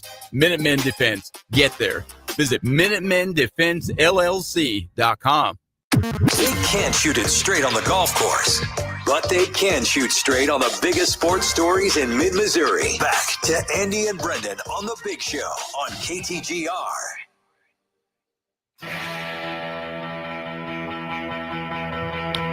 All right, we're almost there. Mizzou football starts tomorrow, 6:30. Again, pick up your Tiger Tailgate passes before then so you can come and enjoy free tailgate food, free tailgate drinks right before the game, right in front of Mizzou Arena. Go check that out at ktgr.com. Thanks for joining us on that website and on the KTGR app and on YouTube for the remainder of our show as we talk about why you're not at the Cardinals game. It's because I'm here with you. All right, yeah. I'm off the hook. Okay, yeah, you are. Everyone else, no excuse. Come on. Yeah, what are you I don't doing? know about that. What are you doing? No, you have plenty of excuses. They're not good. Not good. They were 18,602 announced last night, which was more than the night before. The record low was Monday, like 17 and change. And I want to say, now I was in the press box, so I may be misremembering this, but it was like right after they announced the attendance. Maybe they were showing it on the big screen. I could have sworn I heard like a sarcastic cheer from the fans that were there, like, "Hey, we weren't the least."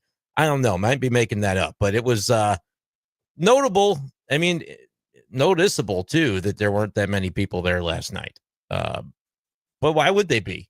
I mean, if you did decide to go, or maybe you were kind of thinking, "Hey, maybe I'm in the area. Maybe I'll stop by, see if I can score a cheap ticket."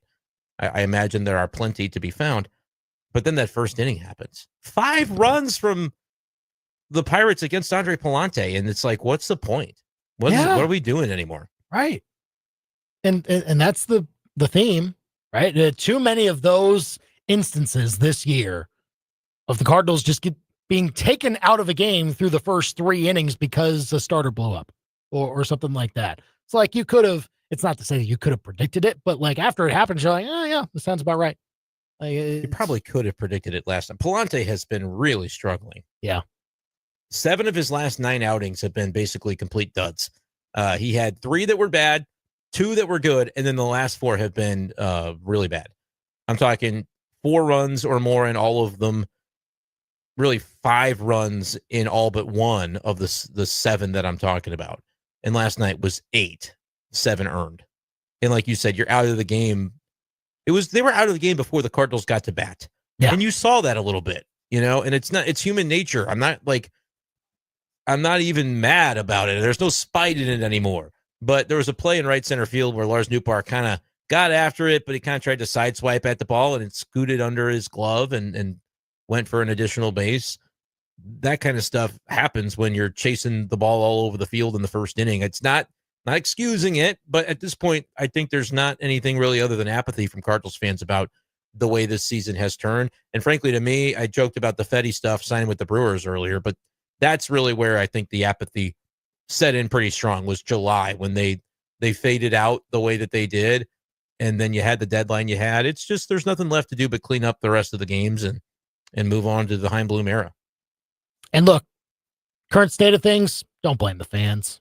Like that, I can sometimes poke fun at Cardinals fans at times, and it's sometimes fun to do that. But this is not the fans' fault. For anyone who might be saying, "Oh, they're the best fans of baseball," but they're not. No, like whenever fans don't show up to the building, that is not on the fans. That is on the organization.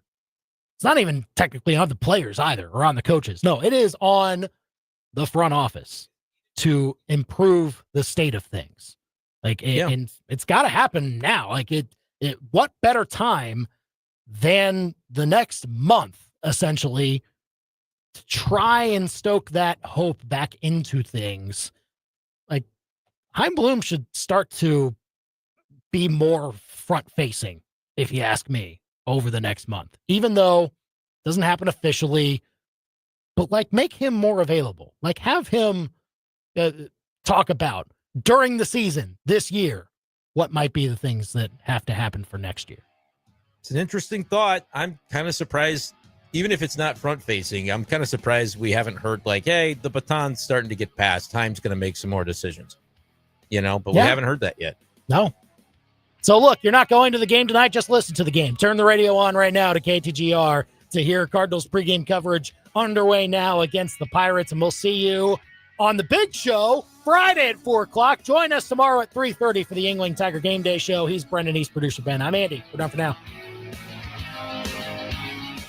From elegant weddings to corporate lunches with flavor and flair, Courtyard by Marriott Columbia brings the party and the pros. It's the home of Main Event Catering. And with every event, you'll get an award-winning chef, full banquet staff, and drop-and-go options for any size crowd. And the event center holds up to 300 guests with 8 flexible rooms. If you need help, there's a Marriott certified wedding coordinator on staff too. Book